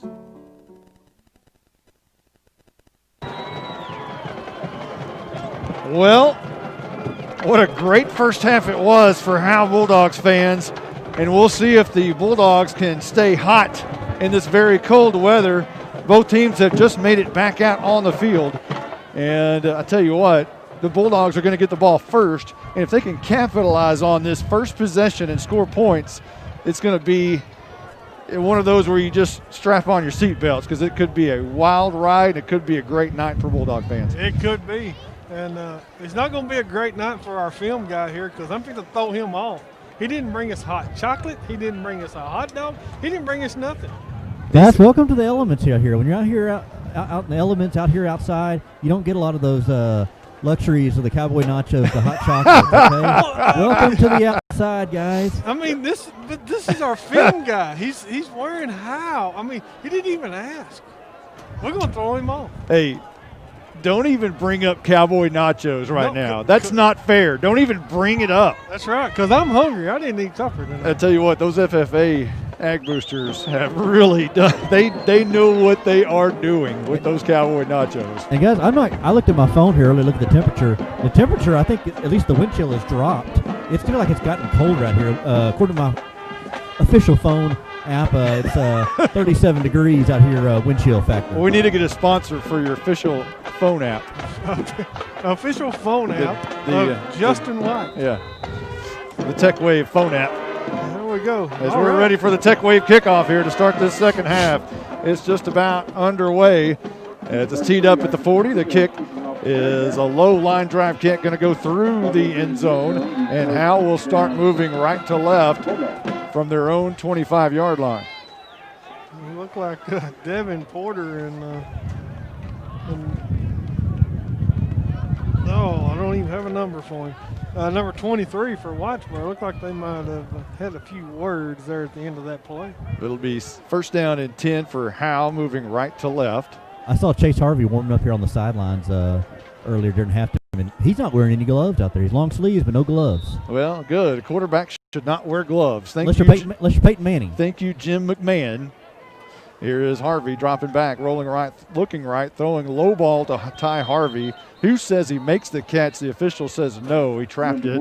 It'll be incomplete, second down and 10 coming up. No, yeah, that's one of them that could have went either way. So the ball spotted at the 25.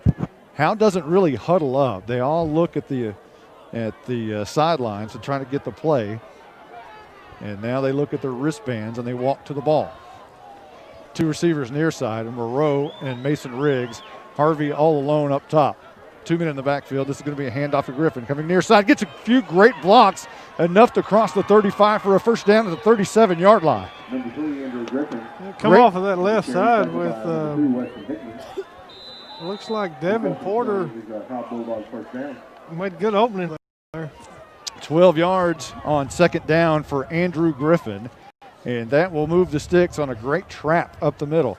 And now Heimel will come with Andrew Griffin in the backfield. Harvey wants to throw. Near side, Riggs caught it at the 45, 50, look out, 40, it's a foot race, 35, 30, 25, kiss him goodbye, it is touchdown time in Texas. Mason Riggs, 63 yards, and the Cali Vic PAT would tie the game. That's a great passing catch by Harvey and Riggs. It was a screen pass to near side. Riggs made the catch, and he is fast, and he was gone. And this is going to be an important field goal right here, guys. An extra point by Cali Vic. Ball spotted at the 10. Harvey to hold. The snap is good. The hold is good. The kick is up. It's very short. Don't believe it made it, and it did not. And Whitesboro will remain on top. 7-6 with 11:20 here to go in the third quarter. We'll be back right after this. You are invited to the one and only Bucks North Barbecue in downtown Van Alstyne, Texas. Your friends and neighbors say it's the best barbecue in North Texas. Now it's your turn to decide. Come taste the difference at Bucks North Barbecue. For complete store information, including menu, location, and hours, click on bucksnorthbarbecue.com. That's bucksnorthbbq.com. Bucks North Barbecue in downtown Van Alstyne is a proud supporter of the Howe Bulldogs. This is Michael Mosier inviting you to support your local Howe Athletic Booster Club. I may not be able to pronounce Enrique Comlero, but I can tell you that if he played for Howe, he would need your support. Memberships are $25. They're available at all home games. Your membership benefits not just high school programs, but also middle school sports. Please support your hometown kids, even ones that might have a name like Aljundo Nakenstater. Hunter Cheatham on to kick this one away on the Tech Wave kickoff. Towards the north end zone, a high kick going to be taken at the 15-yard line. Trying to come up to the near side, middle of the field, makes a great cut, lots of room. Looking out to the 35 and brought down right there by the kicker, Hunter Cheatham, at the 35-yard line. That's a great tackle by Hunter. Right there at the 35-yard line. It was a 3-play, 75-yard drive. It took 40 seconds off the clock. And the Mason Riggs catch from Harvey went 63 yards to bring our new score 7-6. Whitesboro still in the lead, but a great job by the Howe offense of scratching and clawing and getting points on the board there. Did you say 40 seconds? 40 seconds off the clock. 40 seconds. First and 10 for the Whitesboro Bearcats, left to right from their own 36-yard line. And this will be Sanders handing off to the first man through, met in the backfield. Dylan Moreau, the first man there, going to bring down, or actually going to gain about 1 yard. And it was again Barker, I believe, on the carry. That was Brooks Barker. We got Clay Marshall, Dyson Dillard, and Cameron Blesseye on the line. 2 receivers to the left side, 1 at the bottom, and 1 man in the backfield. And a low snap. Sanders has to go back, pick it up. Under pressure now. He's going to throw it away, and it's going to be almost intercepted. We'll see what the official says. Eric Zagleski says it was an interception, and it is! Howe has picked it off! The bad snap led to an interception. Picked off by Andrew Griffin. Howe will have the ball at the Whitesboro 33-yard line. Bulldogs will take over first and 10. Wow, what a play, what a play. Guys, if this sideline couldn't get more excited, they were jumping up and down on that offensive touchdown there earlier, and then to get a turnover like this, I mean, they're just putting a lot of confidence here on both sides of the ball for the Bulldogs. Eric Zagleski almost jumped out of the stadium. Harvey rolls out right, wanting to throw it deep down the field. It's going to be caught first down at the 19-yard line. Mikey Heimel makes the catch. Bulldogs have all kinds of momentum here in Whitesboro, Texas, with 10:22 on the clock in the third. Michael Heimel, first and 10. Yeah, that's a great passing catch there again by Harvey and Heimel. Harvey will come split out to the far side.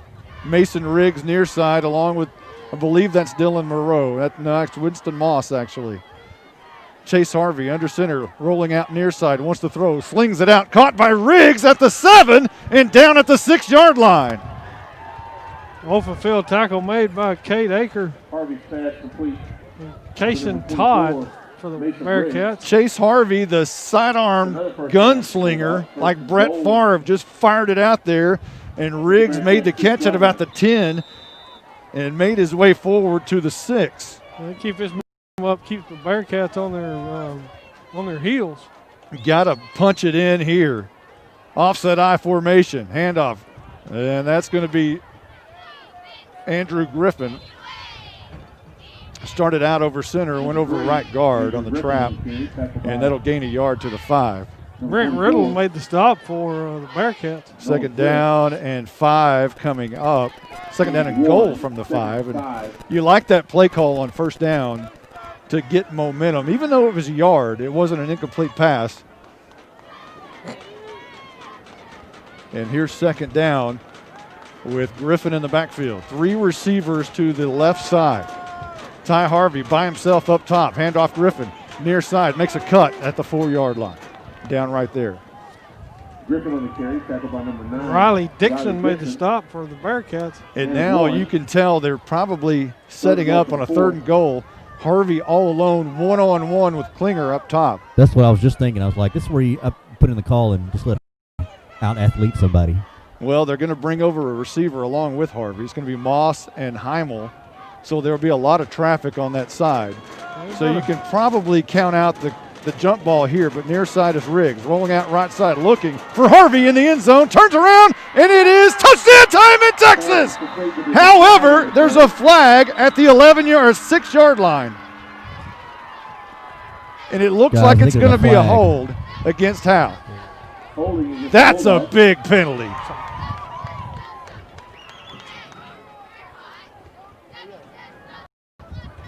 So that'll wipe out the touchdown. Yeah, that was a hold on the backside. So that'll spot the ball now at the 14-yard line. Wow. That's going to hurt. Third down and goal from the 14.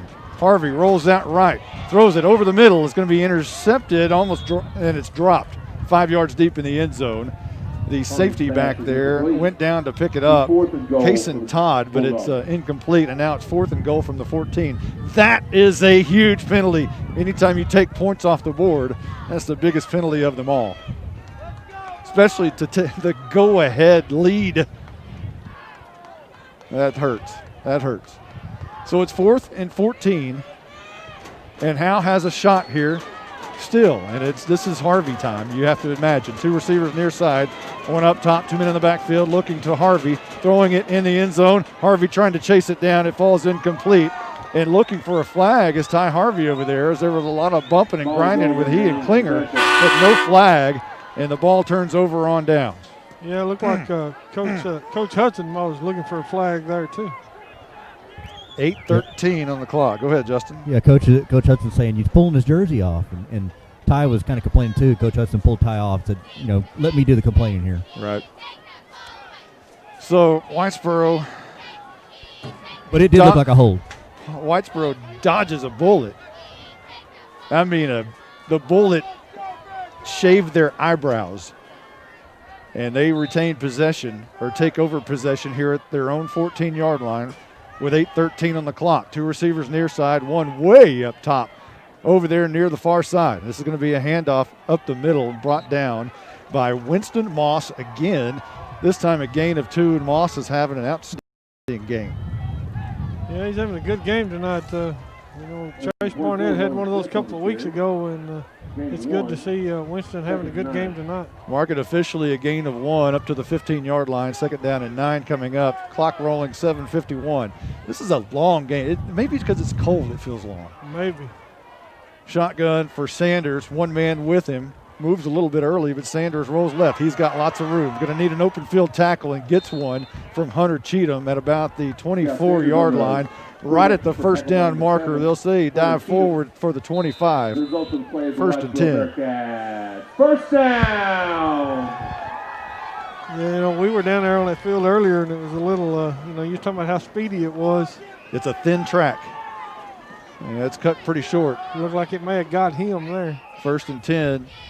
Sanders wants it, looks left side, throws, and it's going to be caught. Another first down. Klinger makes the catch, escapes one tackle, trying to come up the far side, and he's going to be finally brought down past the 40-yard line at the 41-yard line, and another first down for Whitesboro.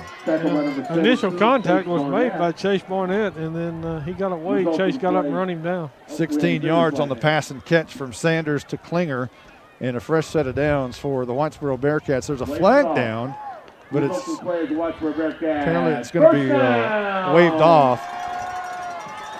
And Whitesboro now kind of does the same thing as Howe. They don't really huddle up. They just kind of stand around to where they can all see the play caller on the near sideline, and they get their play. They look at their wristbands, and here they come. 1st and 10, 6:55 on the clock here in the 3rd quarter. Whitesboro leading 7-6. I got to change that. It's not halftime. And here is the end-around reverse coming from one side to the other. And it looked like it was going to be bottled up for some reason. He was able to slip through and gain 11 yards across midfield to Howe territory at the 49.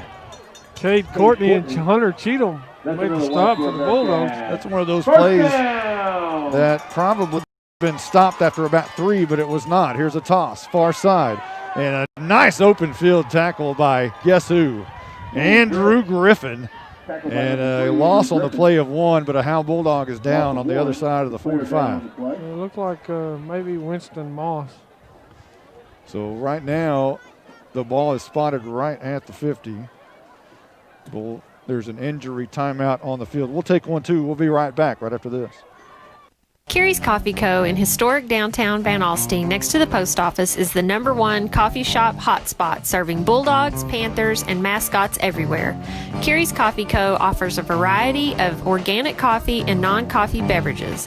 Come visit Carrie's Coffee Co. in downtown Van Alstyne next to the post office. Open Monday through Friday, 7 a.m. to 3 p.m.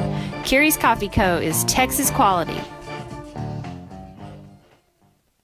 Cavender Home Theater has the latest from Dish. New customers get free movies and HBO for a year. Get the multi-sports pack with NFL Red Zone free and the Amazon Alexa free. Existing customers can get Alexa free too. Just refer a friend to Cavender Home Theater and we'll make sure you get one.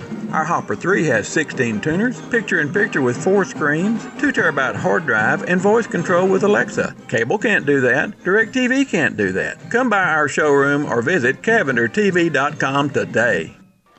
Welcome back as Winston Moss limps off the field. It was his right leg, looks like. 2nd down and 11 coming up as the Bulldogs trying to turn back Whitesboro here. Howe had a touchdown a moment ago to take the lead, but it was called back on a penalty. Here's a screen out near side. It's going to be caught and almost intercepted by Mason Riggs. It was a screen pass out to the near side intended for wide receiver Noah Greisen, and it went through his hands, and Riggs was right there. I thought he was going to be able to pick it off. Yeah, he was close. If he'd have got that one, there would have been nobody between him and Payday but green grass. So 3rd down and 11 coming up for Whitesboro, who's just barely on the Howe side of the field at the 49-yard line, moving towards that south end zone. I formation as Sanders goes under center for one of the few times tonight. Drops back 5 steps, 7 steps, setting up a screen of some sort. Now throws it deep down the field. Looking, and it's going to be caught by Greisen, but was he out of bounds? Oh, it looked like he may have been out of bounds. They'll call it incomplete. 4th down and 11 coming up for Whitesboro on the Howe side of the field. This is generally punt time for any team, and Whitesboro will bring out the punt team. 6:07 on the clock here in the third quarter. Whitesboro leading by the slimmest of margins, 7-6. It was a Cali Vic PAT that came up just a little bit short, and that's the difference in our football game so far. Yeah, it looked like quarterback had a face full of Austin Lee on that last play. Andrew Griffin will stand at his own 16-yard line, and this one is punted away. It's a high kick. It's going to take Griffin back to the 1 and go into the end zone and bounce through the end zone, and Howe will have it at their own 25-yard line. Yeah, that was a good long punt, but he had the wind with him too. Well, he did, and the wind is not as dramatic as it was earlier. When we got here about 5 o'clock, it was really gusty, but it's not quite as gusty as it was then. But still, he did have a little bit behind him, and now Howe will take it at their own 20. You know, that looking down there, I'll get back to that. 1st and 10, right to left. Harvey goes under center at his own 20-yard line. And he's going to roll out near side, looking down the field, slings it across, and it's incomplete. Almost intercepted, and is it? The official says no, that it hit the ground. Boy, that was close. That was close. You know, we talked about Coach Gill earlier in the tie and the sweater. He also does not wear a headset. He carries the plays around his neck on a card and doesn't call any from a headset. Wow, 2nd down and 10 coming up for Howe. 2 receivers to the right, 2 men in the backfield. Riggs alone by himself to the near side. This is going to be a handoff stretch play to Andrew Griffin. Gets the corner, looks out, barrels over a defender at the 40-yard line and falls forward to the 45. A great run by Andrew Griffin. And you read an article this week about him in the Van Alstyne Leader, and I tell you what, that was all heart and soul right there. That was great blocking downfield by Devin Porter and Garrison on that outside edge. They're going to say he must have stepped out of bounds apparently, Justin. Yes, he did step out of bounds here at about the 1-yard line. He got a nice little from the stands as well for that effort on that run. So it's 11 yards officially on the play as he stepped out of bounds at the 31-yard line. Harvey rolling out near side, slings it for Mason Riggs, but it falls just short.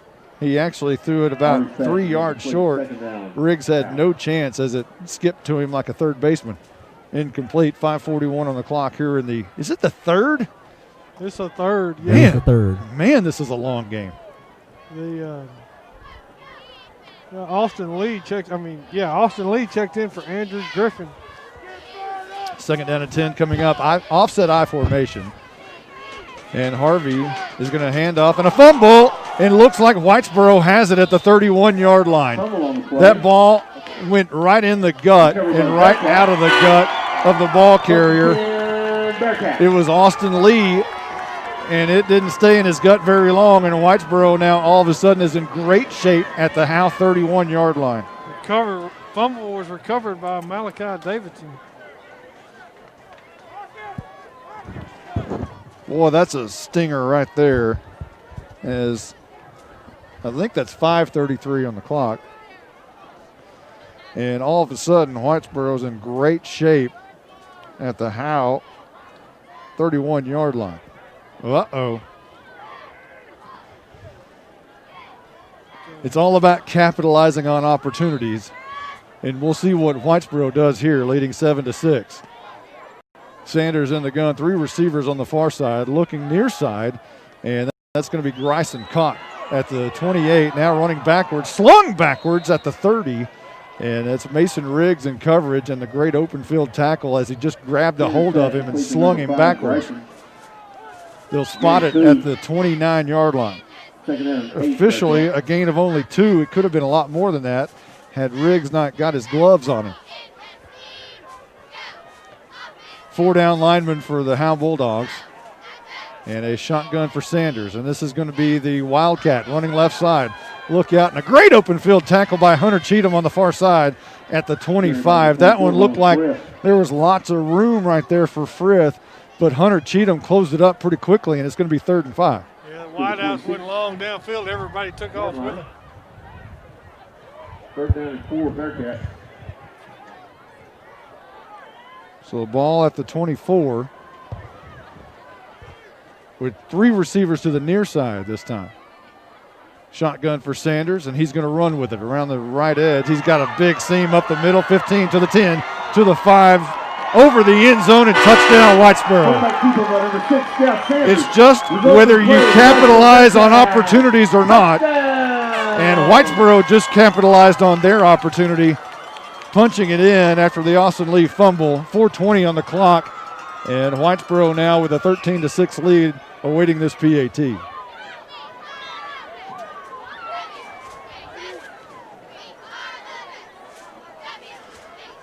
And now it looks like they were faking the swinging gate.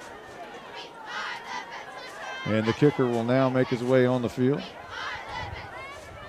Snap is back. It's on the tee. The kick is up. It's long enough, and it's true enough. 14-6. Whitesboro now in the lead, or extends their lead, rather, with 4:20 left to go in the third. Lots of time left. We'll be back right after this. A word from Douglas Propane. I've been in the industry for 21 years. The other day I got a call from a elderly lady on the side of the highway that wanted to thank me because one of my technicians stopped and changed her tire for her.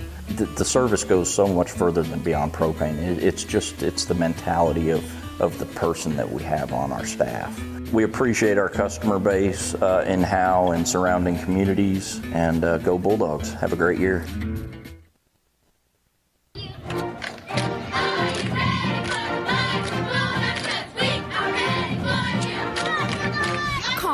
Bulldog fans to come down to the Sonic in Howe for half-price shakes after 8 and open until midnight. Home games only. Where you get great food and big smiles, and a little message for our Howe Bulldog football players. Go Bulldogs, fight Bulldogs, win, win, win. It's not just good, it's Sonic good. Well, the Tech Wave kickoff rolls into the end zone by Whitesboro, and Howe will have it at their own 25. That ball was down in the end zone by Dylan Monroe. It was a 3-play, 31-yard drive by Whitesboro, who capitalized on the Austin Lee fumble. And it was a 24-yard scramble right over right guard for the quarterback, Scout Sanders. And with 4:20 on the clock, the Whitesboro Bearcats have now extended their lead to 14-6 here at Bearcat Stadium in Whitesboro. And now Howe goes everybody tight, and this is going to be Harvey rolling out right side, slinging it down the field, and that one's almost intercepted. Thrown where Klinger had to dive for it, the safety, and it falls incomplete. 2nd down and 10 coming up. Harvey's pass is incomplete.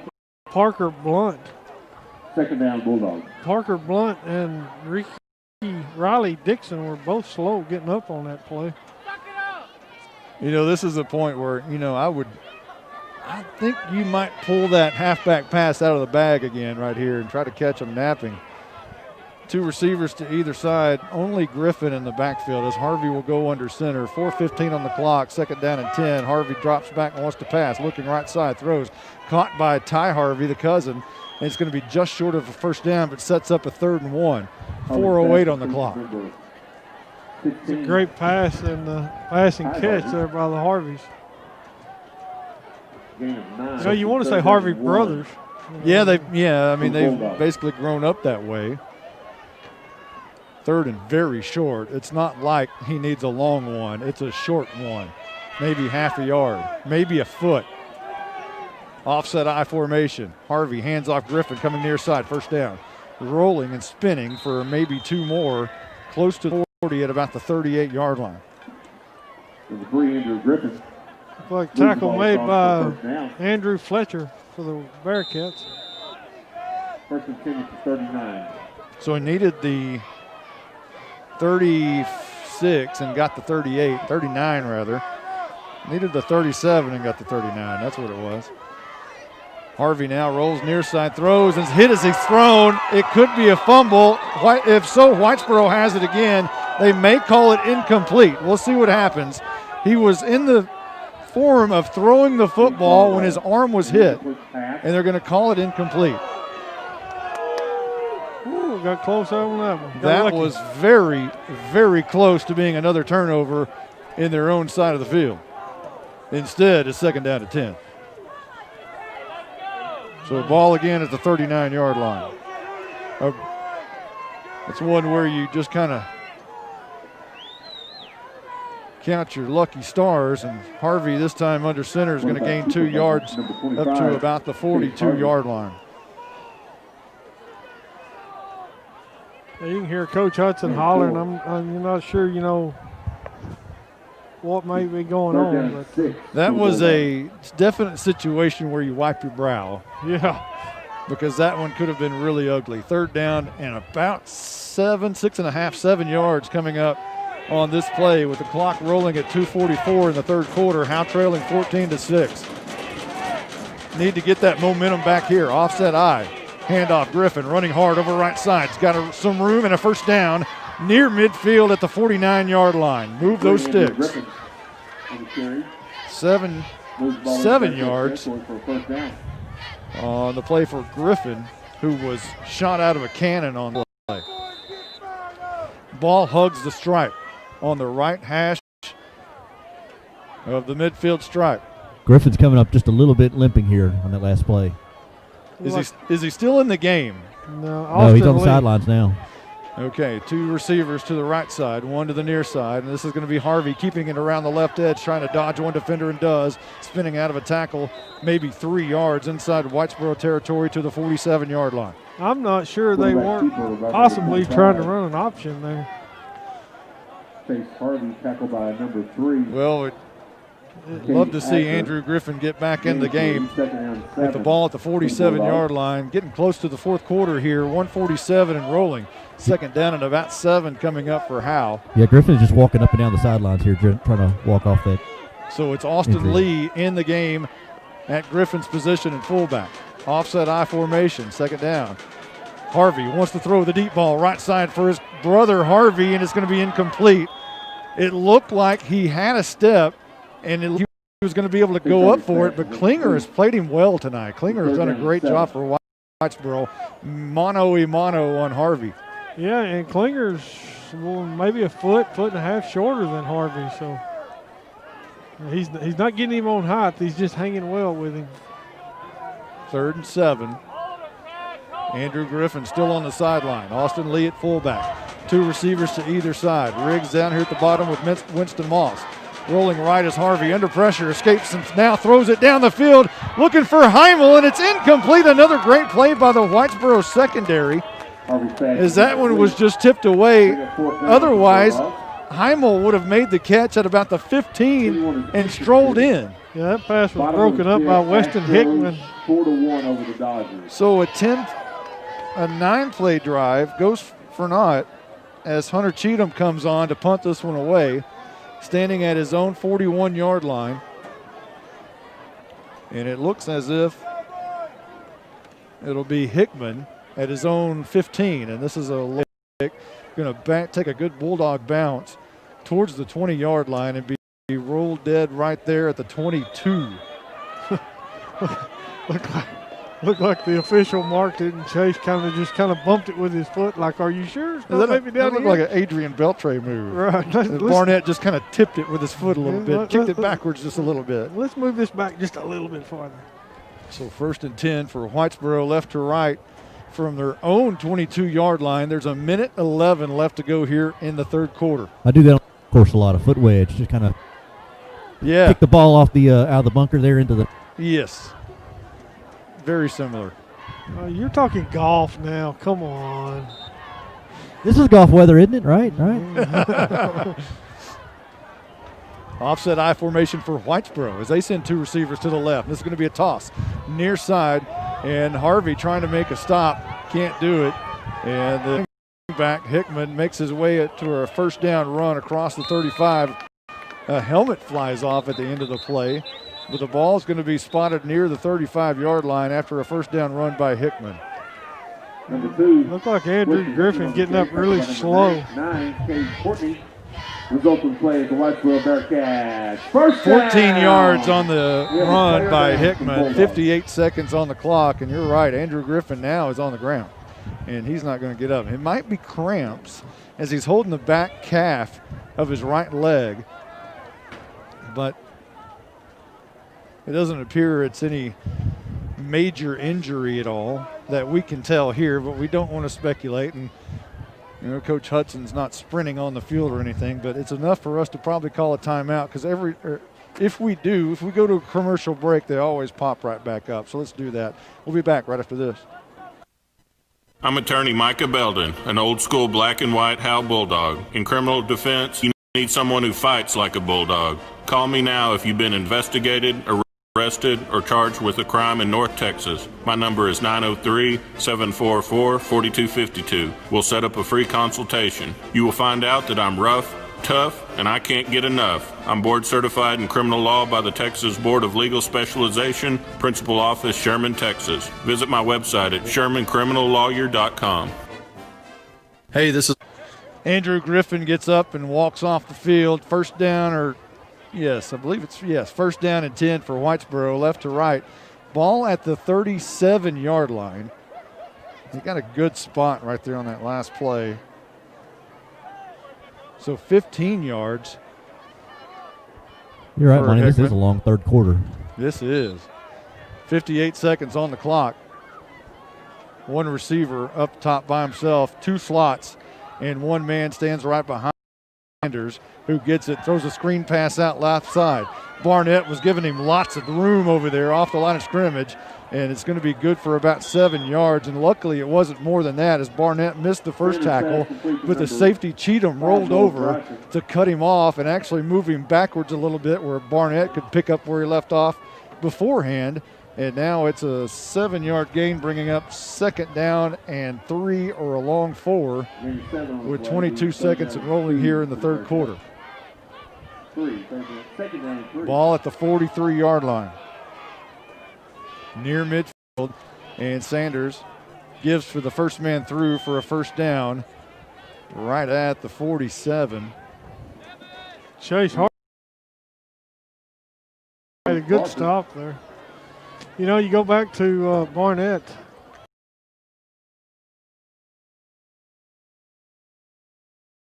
Whitesboro leading 14-6 here at Bearcat Stadium. A great game so far. We'll be right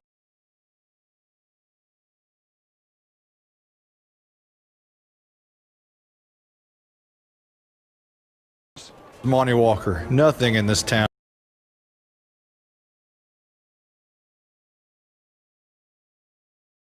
I know you know all about Abby's Restaurant's Big Time Chicken Fried Steak, but this old bulldog can't get enough of their patty melt and grilled chicken patty melt. Just don't tell him where you heard it. Hey, it's a secret between you and me.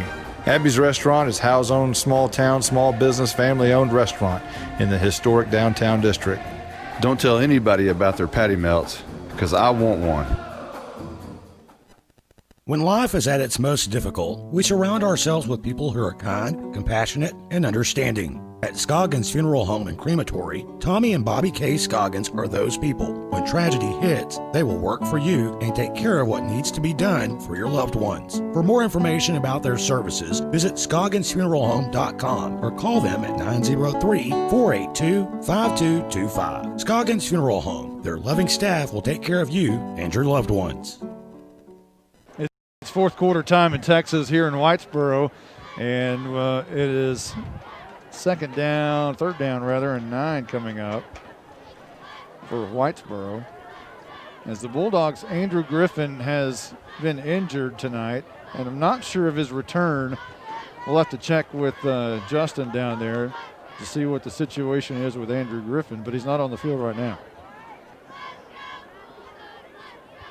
Yeah, he's doing a lot of walking there on the sidelines, favoring that right leg, but maybe Justin can get a closer look. Ball will be spotted as we're just now entering the fourth quarter. The officials taking their time as they're making sure this ball is spotted exactly accurate to where they had it. They're going to bring the chains out to the middle of the field. Sorry, guys. I was looking at that measurement there. They were at the end of the third quarter. They were really, I guess, almost trying to decide if they're going to answer this or not. And it is going to be short. But as far as Griffin on the sidelines right now, he's just you can't tell really right now if he's coming back or not yet. He's favoring that leg right now. So it's 3rd and 1. As I was looking backwards at the sticks there, it's going to be very close to a first down. Eddie Gill trying to figure out what he's going to do here. I love that old-time look, no headsets and, just the blazer. It's interesting. It's not normal for this day and age. Yeah. With all of that, this is what I want to know. This is what drives me nuts, okay? So they bring the chains out there to be all perfect and set it down perfectly with the chains, and now the chains are on the far side, and the guy picks up the ball and moves it over to the other side of the field. Yeah. Come on now. I'm not real sure. Coach Hudson he initiated all that. So 3rd down and very short. This is going to be an I formation for Whitesboro. He was watching it very closely. Now moving right to left. This is going to be a toss right side, and that's going to be Barker. Shot out of a cannon. Jumps over a defender for a first down. Is slung down finally, I believe, by Helpenstell, but he jumped over like Zeke Elliott at the midfield stripe. Yeah, he launched over Chase Barnett. Jumped over him into Howe territory at the 47-yard line. Actually, I'm sorry. He looked like he may have took a leap over Winston Moss. So it was from 147 to the other. And with 11:38 and rolling here, we are now in the 4th. This is going to be Sanders on the near side looking for lots of room to the 35, 30, 25, 20, makes a cut, gets a block to the 10, to the 5, brought down from behind by Chase Harvey. But there's a flag down, and we'll check this one. It looks like it's going to be coming back. It's a hold against Whitesboro at midfield, and it's coming back. So that's 2 big plays Whitesboro's had that's been brought back on the penalty. Yeah, that looked like it may have been that number 77, Dylan Power. It looks like he's pleading his case, but to no avail. Power is a very large man standing out there, as there is no doubt he's touching 300 or close. And this will back up Whitesboro back inside Howe territory, or their own territory rather, at the 45-yard line. Chilly evening here in Whitesboro in a long football game. This is one of those where you wish you were back in the slot T days. And let's get out of here about at 9:30. Let's go. Actually, I might not be able to walk. It is 9:32 on our clock here, and this is an I formation. This is going to be Barker coming to the far side. A great play by the Bulldog defense to corral him after maybe a yard up to the 46. Initial contact made by Cameron Blesseye. He held him up. It's one of those, where the Dogs have played so good defensively for the entire game, as Chris Garrison will check in for David Dyson, that you just hope that they can hold up as we get here towards the latter moment of this game with only 10:38 left to go. Still within striking distance, only 1 score down. Sanders in the gun, low snap, has to pick it up under pressure, and now he's rolling near side. He escapes one defender and now corralled by Hunter Cheatham, who's had a great game, and about a 2-yard gain on the busted play for Scout Sanders. Scout Sanders. Ty Harvey checking in for Chase Barnett. So it'll be 3rd and very long. This is the prevent defense, I would imagine. That's why Ty Harvey's coming in. Anything thrown deep, Harvey can go up, knock it away, or pick it off. And he'll be mano-a-mano with the near side receiver. Shotgun for Sanders. 1 man stands right behind him. 2 receivers. Now 1 comes in motion. And this is going to be the reverse, coming to the near side. Lots of room. And another first down, it appears. Maybe not. Hunter Cheatham makes the stop, but it's going to be very close to a first, and I believe he got it. Over here on the near side, maybe by a yard. You know, as Move the ball the down for another Whitesboro Bearcat. as Kate Aker went by down. Harvey reached up, grabbed him by the jersey on the shoulder pad, slowed him down enough for Cheatham to get there. So a big pickup on the reverse. Picks up a first down for Whitesboro, and that's a crucial one. That's a big first down for the Bearcats. The receiver down on the near side is Bryson. And Howe showing a 7-man front. And this is going to be a reverse to the other side. He's got the 20 and brought down in the secondary. Number 2, Weston And I Hickman. believe that's Cheatham possibly again. And it is on the stop. And Cheatham's made a lot of tackles, and that's not good if you're a safety to be making a lot of tackles. You know, and on that situation, Andrew Griffin says, look, guys, I'm in. This is Whitesboro moving quickly now. Toss near side to Barker, brought down by, good to see Andrew Griffin back in the game at about the 8-yard line. 8-yard line. That's almost like in baseball, like a quick pitch. Timeout Bulldogs. And that's what Whitesboro did to the Bulldogs. And Howe called timeout. Take a breather right here. We'll be back right after this. In the fourth, the score. You are invited to the one and only Bucks North Barbecue in downtown Van Alstyne, Texas. Your friends and neighbors say it's the best barbecue in North Texas. Now it's your turn to decide. Come taste the difference at Bucks North Barbecue. For complete store information, including menu, location, and hours, click on bucksnorthbarbecue.com. That's bucksnorthbbq.com. Bucks North Barbecue in downtown Van Alstyne is a proud supporter of the Howe Bulldogs. Back out on the field, 9-12 left to go in the game. As Whitesboro's knocking on the door at about the 8-yard line. They quick pitched, if you will, the Bulldogs and called timeout, and that gave Zach Hudson a chance to tell him to pull the chains and check on that and see if it's a first down or not. They will pull the chains, and it's going to be pretty close. Hunter Cheatham looks like he's going to check out of the game real quick. And it is. You know, I wonder if that timeout too was just to kind of stop the momentum from Whitesboro, because they were gashing them there for 7-8 yards each last few plays. So I wonder if that was just to kind of stop the momentum there by the Bearcats. Yeah, absolutely, and give them a breather. Howe's been on the field. Howe's defense has been on the field since the latter part of the third quarter on this drive. They're going to spot the ball exactly with the chain, and now they'll pick it up and probably move it on the other hash, which makes no sense whatsoever. But as of right now, they're going to leave it on the left hash.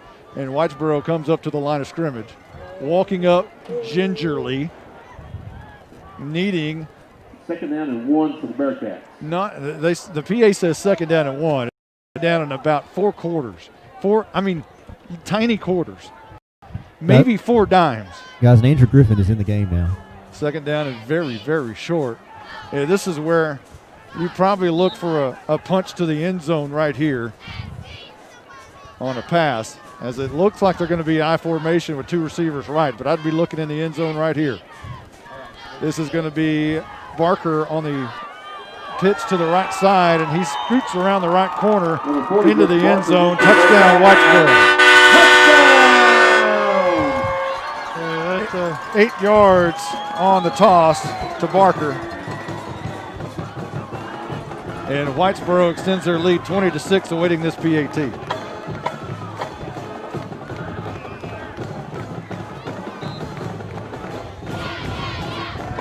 It's all about opportunities and the ones you capitalize on.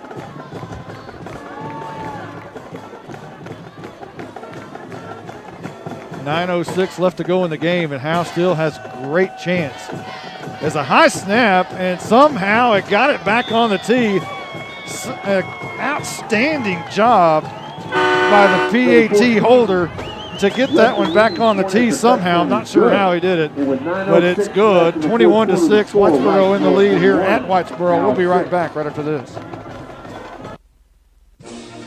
This is Michael Mosier inviting you to support your local Howe Athletic Booster Club. I may not be able to pronounce Enrique Comlero, but I can tell you that he played for Howe. He would support. Memberships are $25 and are available at all home games. Your membership benefits not just high school programs, but also middle school sports.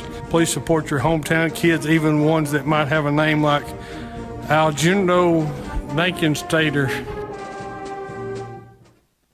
Carrie's Coffee Co. in historic downtown Van Alstyne next to the post office is the #1 coffee shop hotspot serving Bulldogs, Panthers, and mascots everywhere. Carrie's Coffee Co. offers a variety of organic coffee and non-coffee beverages.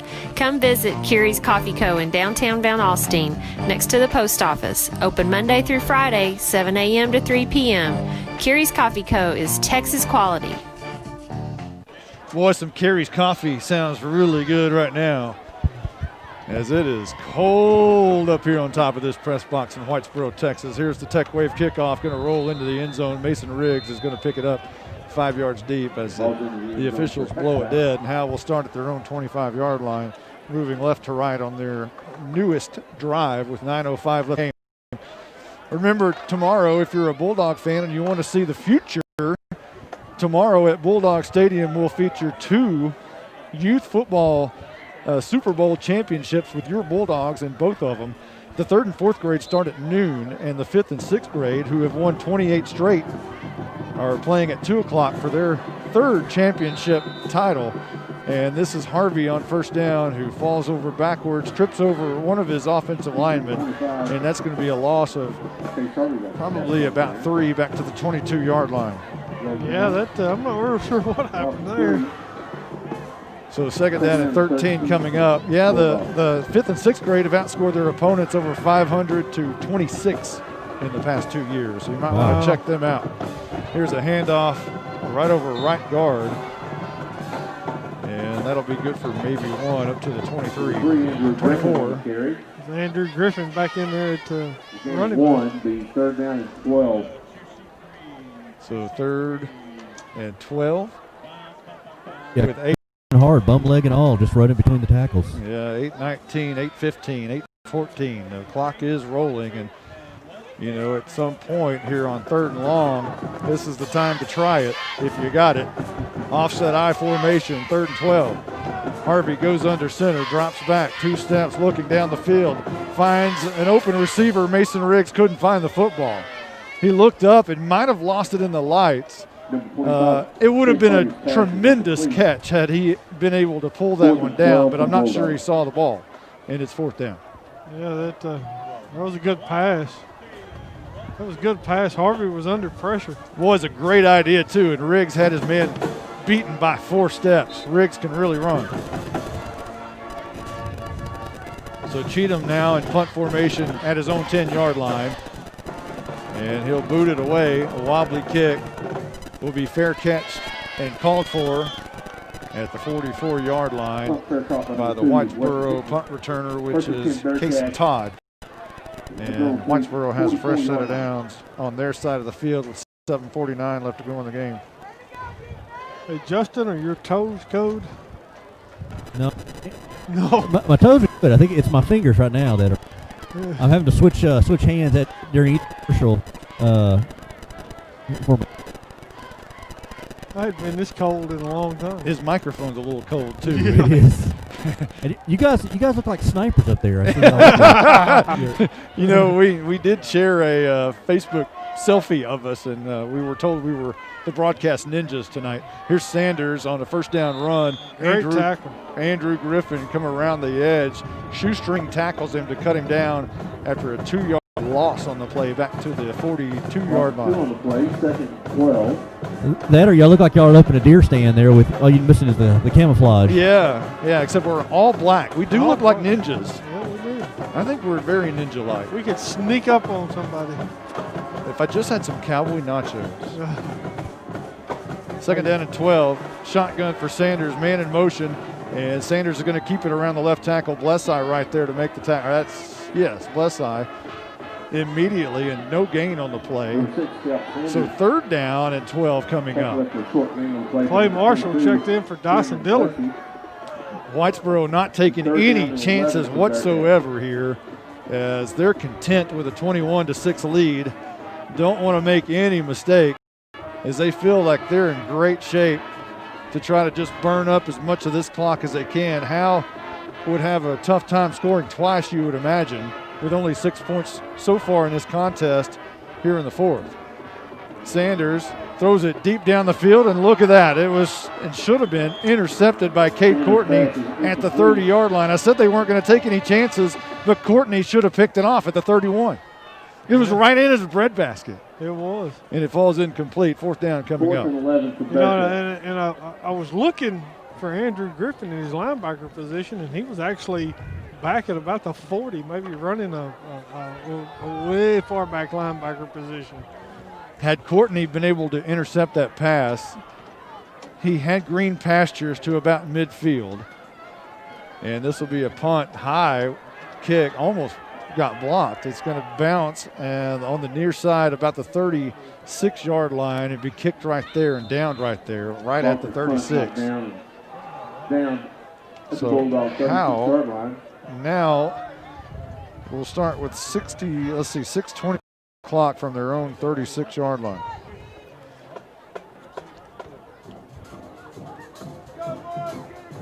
Bulldogs need a quick strike right here and an onside kick. That would be what the doctor ordered. Twins to the near side, 2 receivers to the left, 1 slot. Harvey looking near side, throwing, caught Harvey 8 yards, close to the 45-yard line, and the ball comes out at the end, but Harvey was down. So a good 8-yard pickup there on first down. 6:07, he didn't get out of bounds, so the clock will roll now at about 6 minutes. They're going to spot it at the 44-yard line. 6 yards from midfield. The Bulldogs in hurry-up offense right now. Harvey looks, steps up in the pocket, throws it, and it's going to be out of bounds and incomplete. And Chase Harvey was hit late on the play, but no flag as the official was right there. I thought for a moment out of the corner of my eye that they might draw a flag, but it did not. 5:43 as the incomplete pass stops the clock. Yeah, Andrew Reddy got there way after he let that pass go. A non-call, however, and it's 3rd down and 2 as there's trips to the near side. One way up by himself. Harvey looks, rolls, throws. It's going to be intercepted at the 48-yard line. Coming near side and taking it all the way to the house for the touchdown is the Bearcat Nolan Frith. The senior linebacker picks it off and takes it back. 27-6, Whitesboro extends their lead awaiting this PAT with 5:34 left to go in the game. It's just one of them, you just can't catch a break.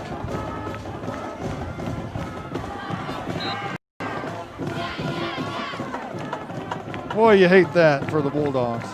They just scratched and clawed.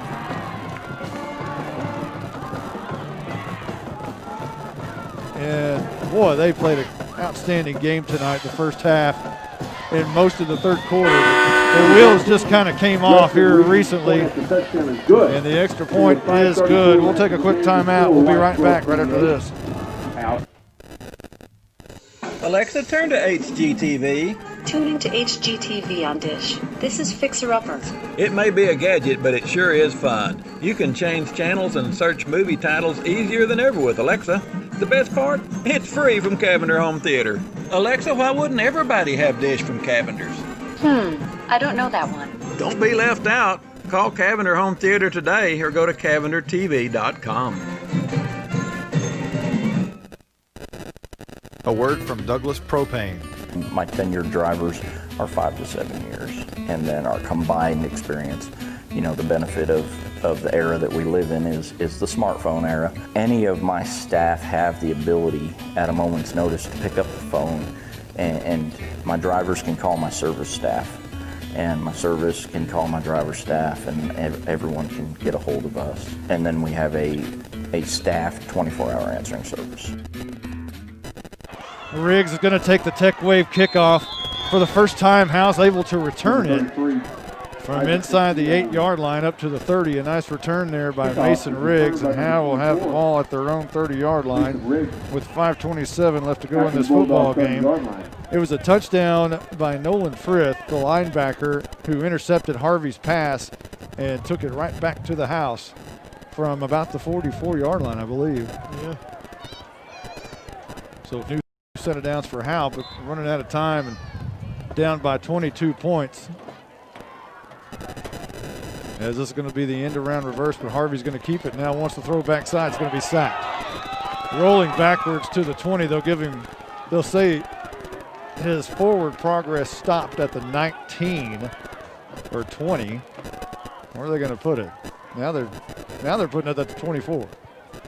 Number 25. So a 12-yard loss. On the play, I'll take that back. That's not 12. 45. They're spotting it at the 24, so a 6-yard loss. Graham Ledbetter. Second, 16. Twins to the right. Offset I formation. Harvey wants to throw again. Slings it out. That one's batted away. Looking for his cousin Harvey. Harvey's pass is knocked down into play. A nice play over there by the Third cornerback. down, 16. And that was Tyson Gaines, the sophomore. All these kids are pretty big kids. The tall and lanky kids over here in Whitesboro. Yeah. All the corners and safeties look about the same stature. And a nice play there. Third down and about 14 coming up. Harvey drops back, looking far side, slings it out. That one's intercepted. That one's Barker, and he's going to take it to the house. Got a 30-yard interception return for a touchdown there. And Whitesboro all of a sudden adds to their lead. 34-6, awaiting the PAT. Back-to-back interceptions and pick sixes. Yeah, I'm not, when it just goes not your way, it just goes not your way. Did you say nachos? No, I said cowboy nachos.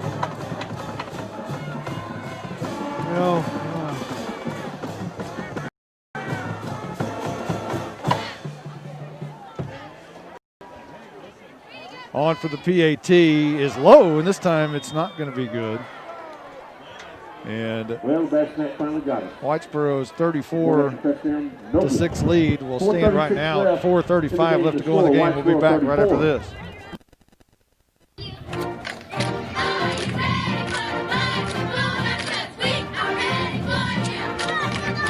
Calling all Bulldog fans to come down to the Sonic in Howe for half-price shakes after 8 and open until midnight. Home games only. Where you get great food and big smiles, and a little message for our Howe Bulldog football players. Go Bulldogs, fight Bulldogs, win, win, win. It's not just good, it's Sonic good.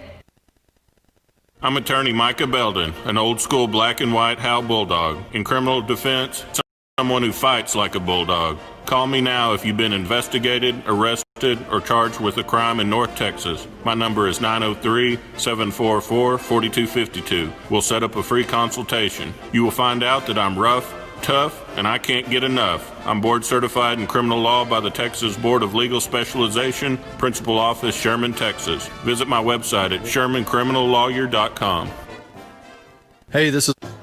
The Tech Wave kickoff is about to be underway as Whitesboro has had their back-to-back pick six and now have up the lead 34-6. And here is the kickoff going to be taken or rolled, and Riggs has to pick it up at the 3. Now comes near side looking for a block and runs out of bounds at the 17-yard line.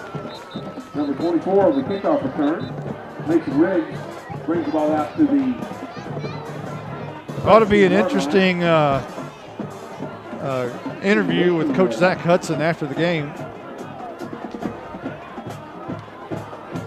as the Bulldogs were in it to win it as late as midway through the third quarter.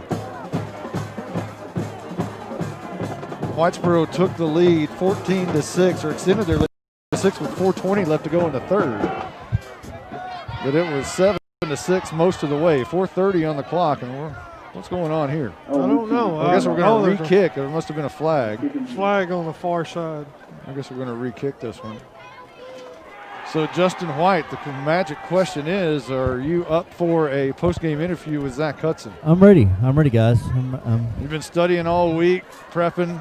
Yes, I've been thinking of all kinds of questions for a win or a loss, so I'm ready. Doing push-ups, set-ups, getting ready for the post-game interview. training. I'm doing training, physical training for the post-game interview.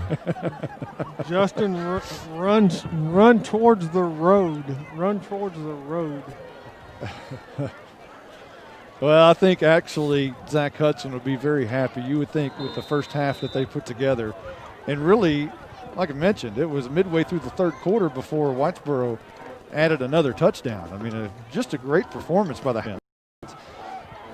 And Riggs is going to take it at the 11-yard line this time. Fumbles it a little bit, but keeps it. Now runs out of bounds at the 27-yard line. Yeah, they played good football for 2.5 quarters. It's just kind of falling apart here in the last. When it wasn't the defense, to be honest with you, it wasn't the defense. It was the offense that threw 2 back-to-back pick sixes. And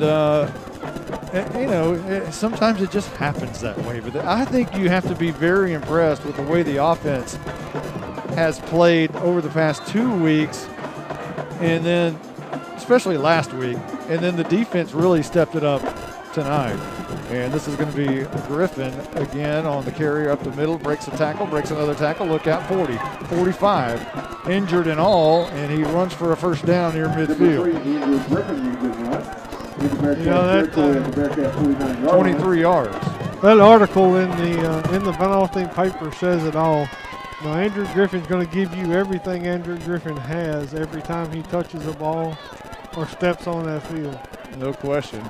And he just stepped on the Whitesboro side of the field at the 49-yard line, so 24 yards for Andrew Griffin right there on that carry. Man in motion is Heimel, and this will be Griffin again over left tackle, and he breaks another tackle and runs hard, crosses the 45 to the 42 and 41-yard line. So it's all Griffin right here in the latter part of this game as we approach the 4-minute mark. 2nd down and 2 coming up.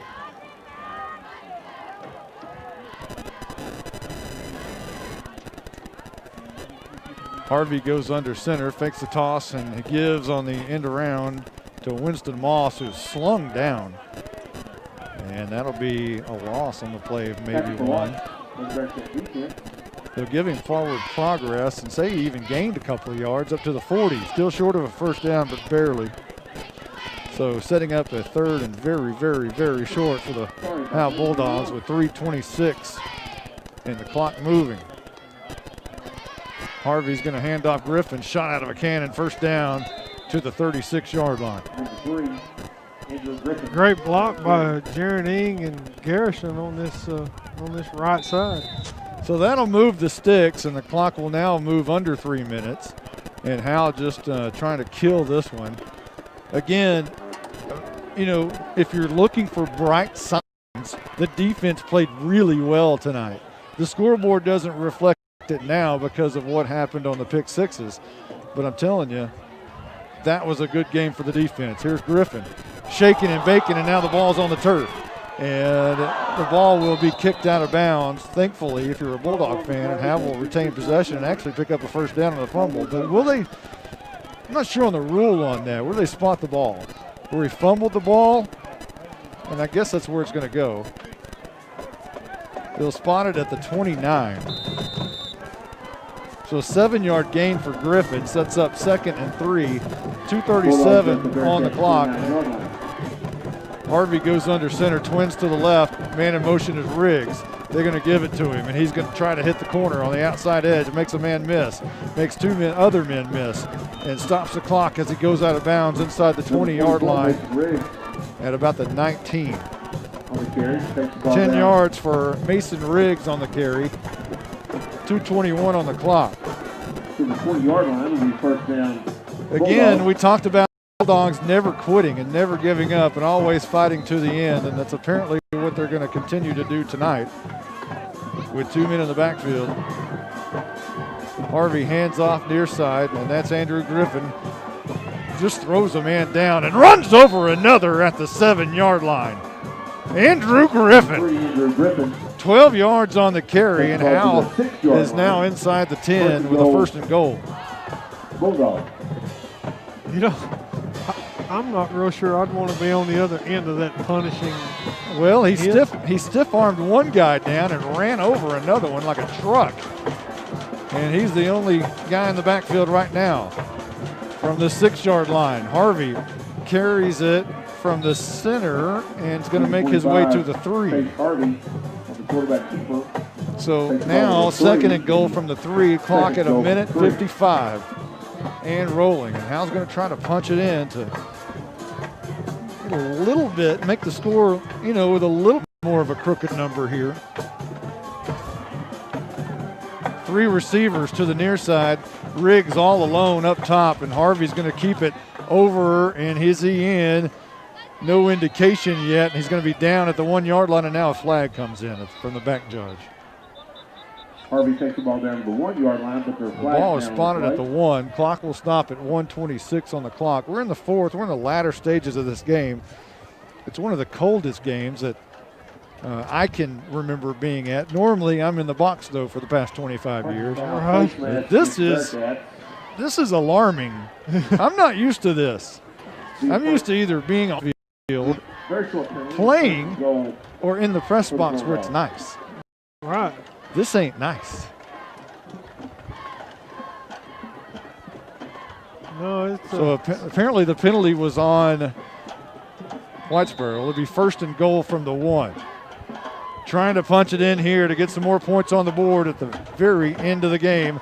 Harvey drops back, and now he's going to hand it to Andrew Griffin, who jumps over. He's in. Touchdown time in Texas for Howe with 1:14 left to go in the game, and that'll put 12 on the board for the Bulldogs, but trailed 34-12 awaiting the PAT.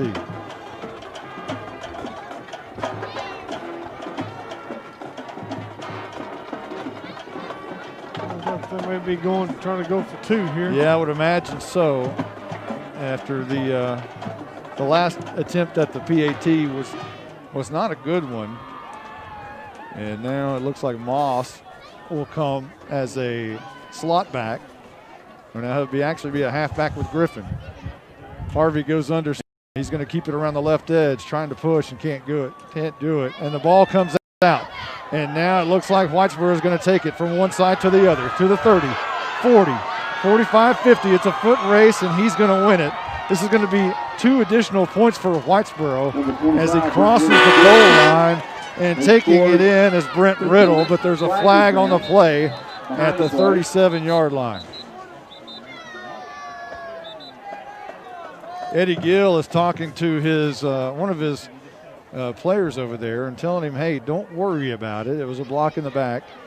They're going to bring it back, but those 2 points will not go on the board.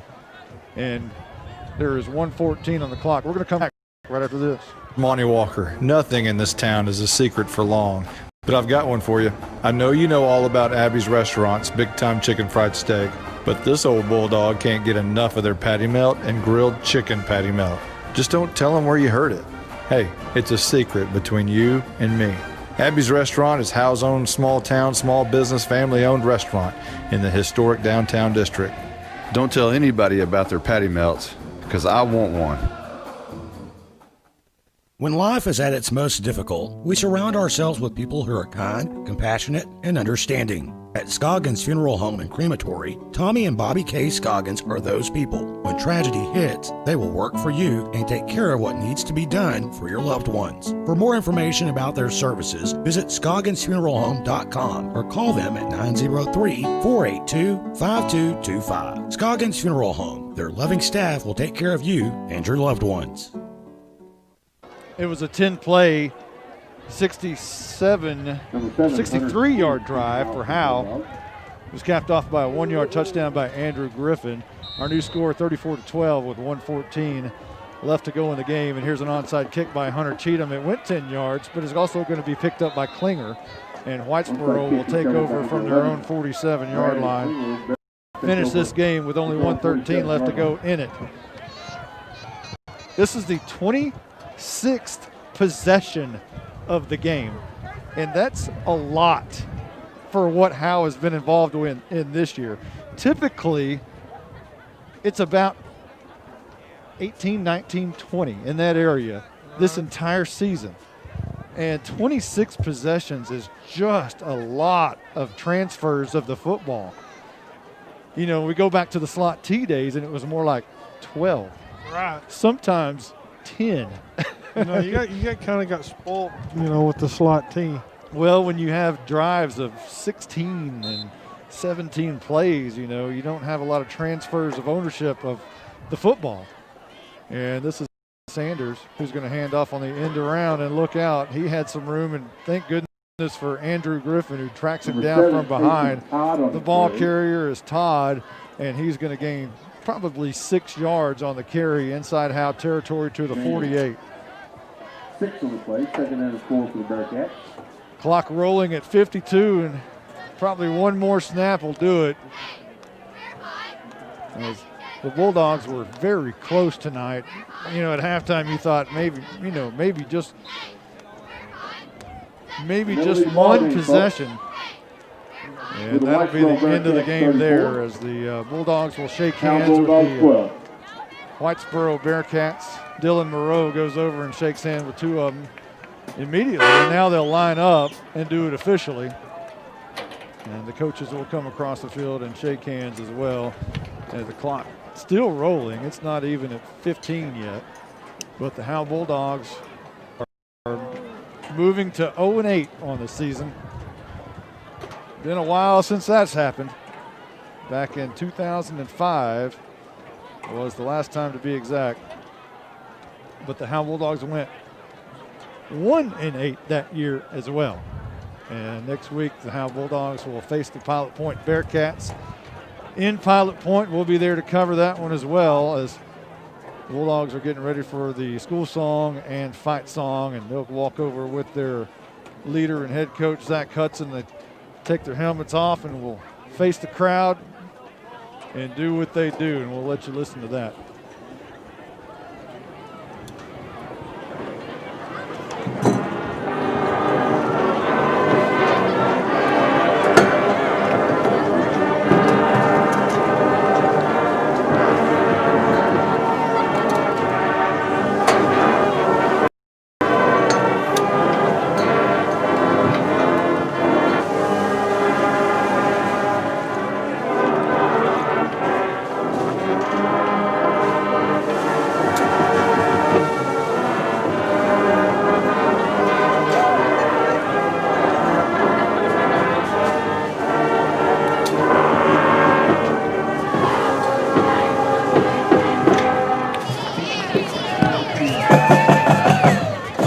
Battle of the bands there for fight songs.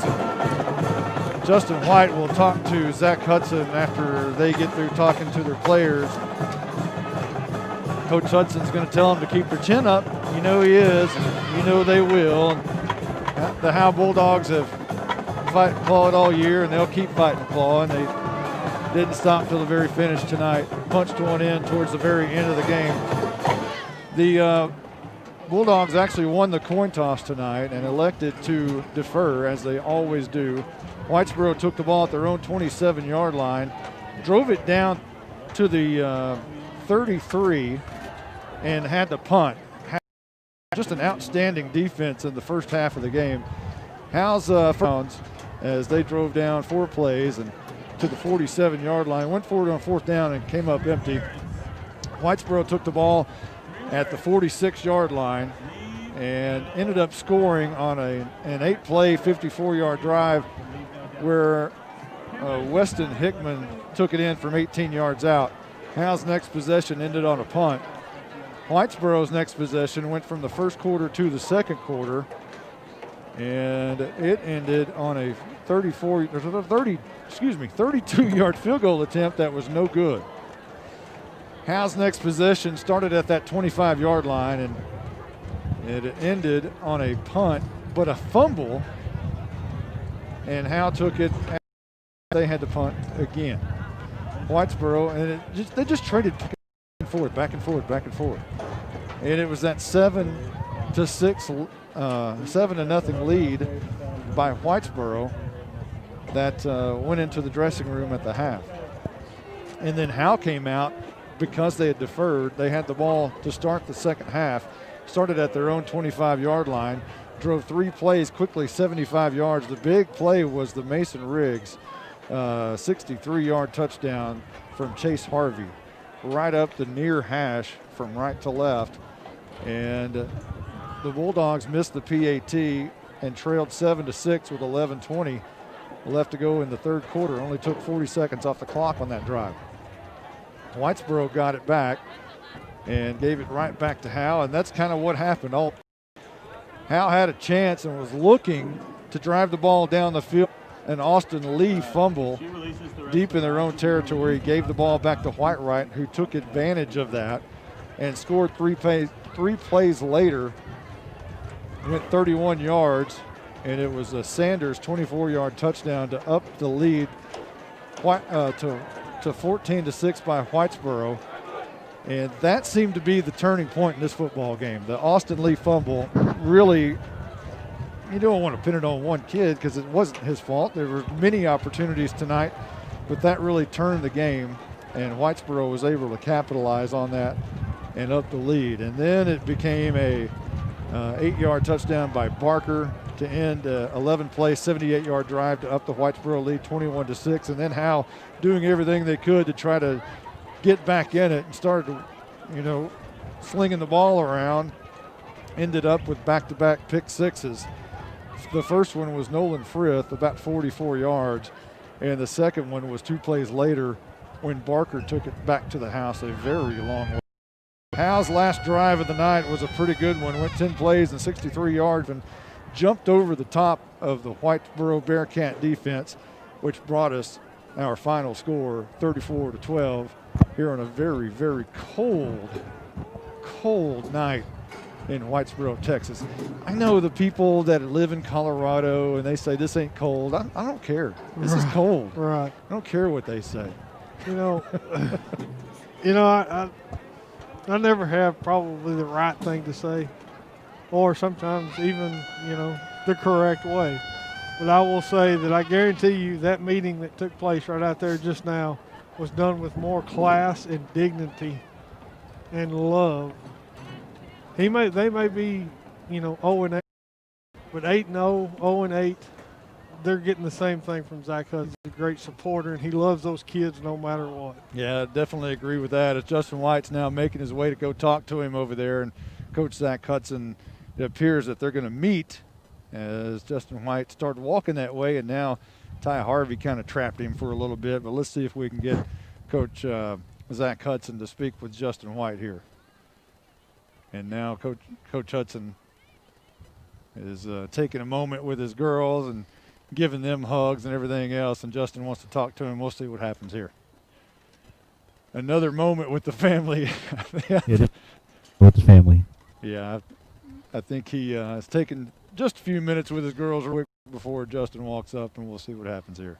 Still, it's high school football, it's family, that's what it's about, and here's Zach All right, Hudson. guys. Coach, you played 2.5 quarters of pretty good football.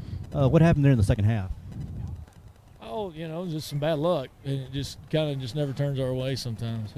But we're in the ball game, we're moving the football, made some very slight adjustments at half, and then we just really started moving the football. We got down inside the 5, dropped a touchdown pass, just things like that. And we're not a very explosive team, and so we got to have those things. We can't get down. No team can get inside the 5 and expect to win. And happens, they go down and score. Our defense got wore out because they were on the field a whole lot that first half and played their stinking butts off all night long. Kind of, a little revenge from last week. And I thought our defensive staff and kids just did an excellent job. Let's talk about 2.5. I say, and then the fourth quarter we had to start doing some things, try to get the ball down the field just from some bad luck, and that's not us. That's not us trying to create explosive plays. We're more of a grind it out team, and take our 8 yards, and it got to a point where we just couldn't do that anymore.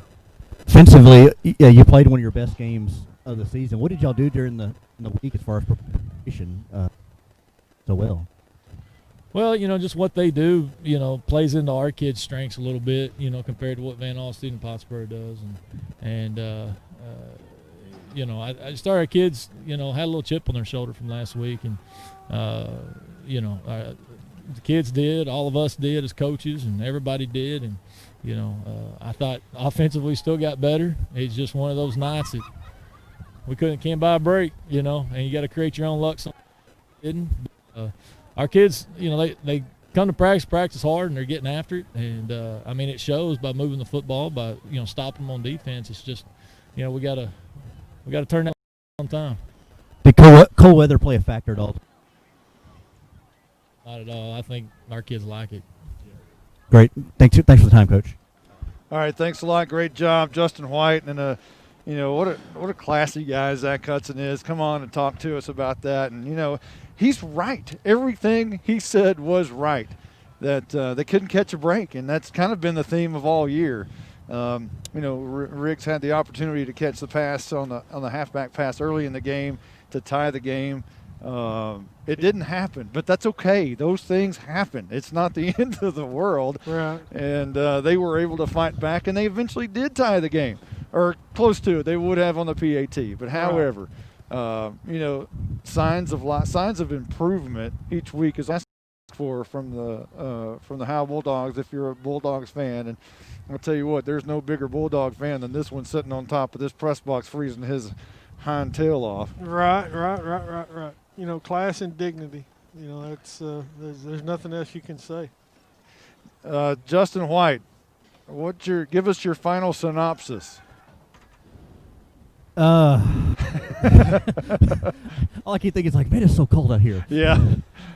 I think they, you know, it's these last few weeks, you know, some of these losses, it's kind of, you couldn't get the offense, you know, the offense struggled at times, the defense struggled, you know, at the same time. You know, last week we saw the offense do pretty well and the defense struggled. Tonight we saw a little bit of both sides of the ball starts to play well. You know, the defense only gave up 7 points there in the first half. You know, and that in the second half, you know, we started off pretty well, and we saw some glimpses of the offense. So I think if we can ever, you know, Mr. Obvious here, but if we can ever get both sides of the ball on the same page as far as just playing well, I mean, I really think we give ourselves a good chance to win. I think you're exactly right, and I think that's what's going to happen next Friday night in Pilot Point. We'll see the offense and the defense work together, and I feel like that victory light's going to be turned on for the first time in 2017 next Friday night. I just think that, matter of fact, the next 2 weeks, Howe's got a great chance to trip the breaker on that sucker, and I feel like they will. Monty, one thing I was going to add too is that, you know, last week at the senior spotlight, you know, Ty Harvey talked about how the attitude in the locker room is the same now as it was last year when they were winning, you know, 7, 8 a game, you know, whatever the record was. 9 games last season. So that just shows the kind of determination, just kind of hard work that they have, is that, you know, whether they're 0-8 or 8-0, they're still playing hard. Absolutely. And don't forget, tomorrow, 5th and 6th graders will be playing hard at Bulldog Stadium as well. 2 o'clock kickoff for the Super Bowl for the 5th and 6th grade. The 3rd and 4th grade will kick off at noon. They are in the Super Bowl as well. It could be a big day for Bulldogs. And what's going on with the band tomorrow? The band will be in Denton at stadium there on the Loop. They will perform at 4 o'clock. They're going to hope for ones, and ones will carry them on to the next round of playoffs. I don't know what you call it. Playoffs? I don't know what you call it, but I know what they Miss Liss likes to say. They don't talk the place they don't talk about. So yeah, I don't even think they spelled a word that starts with an S and ends with an E. Right, but you know, I want to wish them luck. They've worked really hard on their program, and I wish them nothing but success. And we wish you know, the Bulldogs success throughout the season. We'll be there to cover them no matter what. 2 games to go, 3 games to go, 8 games to go. Who knows? Right. And hopefully only one more outside on a cold night. I think we're going to be outside next week as well. It must be cold. And we'll probably have Stephen Braswell back with us a week from tonight. Stephen, I miss you. Hey, for everyone who's been a part of this one, including Michael Mosier and Justin White, who I kind of feel sorry for now because he's always on the sidelines. I know what it feels like, and I don't want to be down there. It's been a while. It's okay in this when it's 70 degrees outside. Yeah, this ain't fun. For everyone who's been a part of this one, I'm Monty Walker. We'll see you next week in Pilot Point. This has been a Grayson Publishing presentation. Bills over a defender into the end zone. It's touchdown time in Texas. Howe Bulldogs football has been brought to you by Cavender Home Theater, Sonic of Howe, Scoggins Funeral Home, Carey's Coffee Company. The Bulldog fans are on their feet. Both sides at full throat. 4th and 2. Howe Bulldog football is also brought to you in part by Bucks North, Abby's Restaurant, Attorney Micah Belden, and the Athletic Booster Club.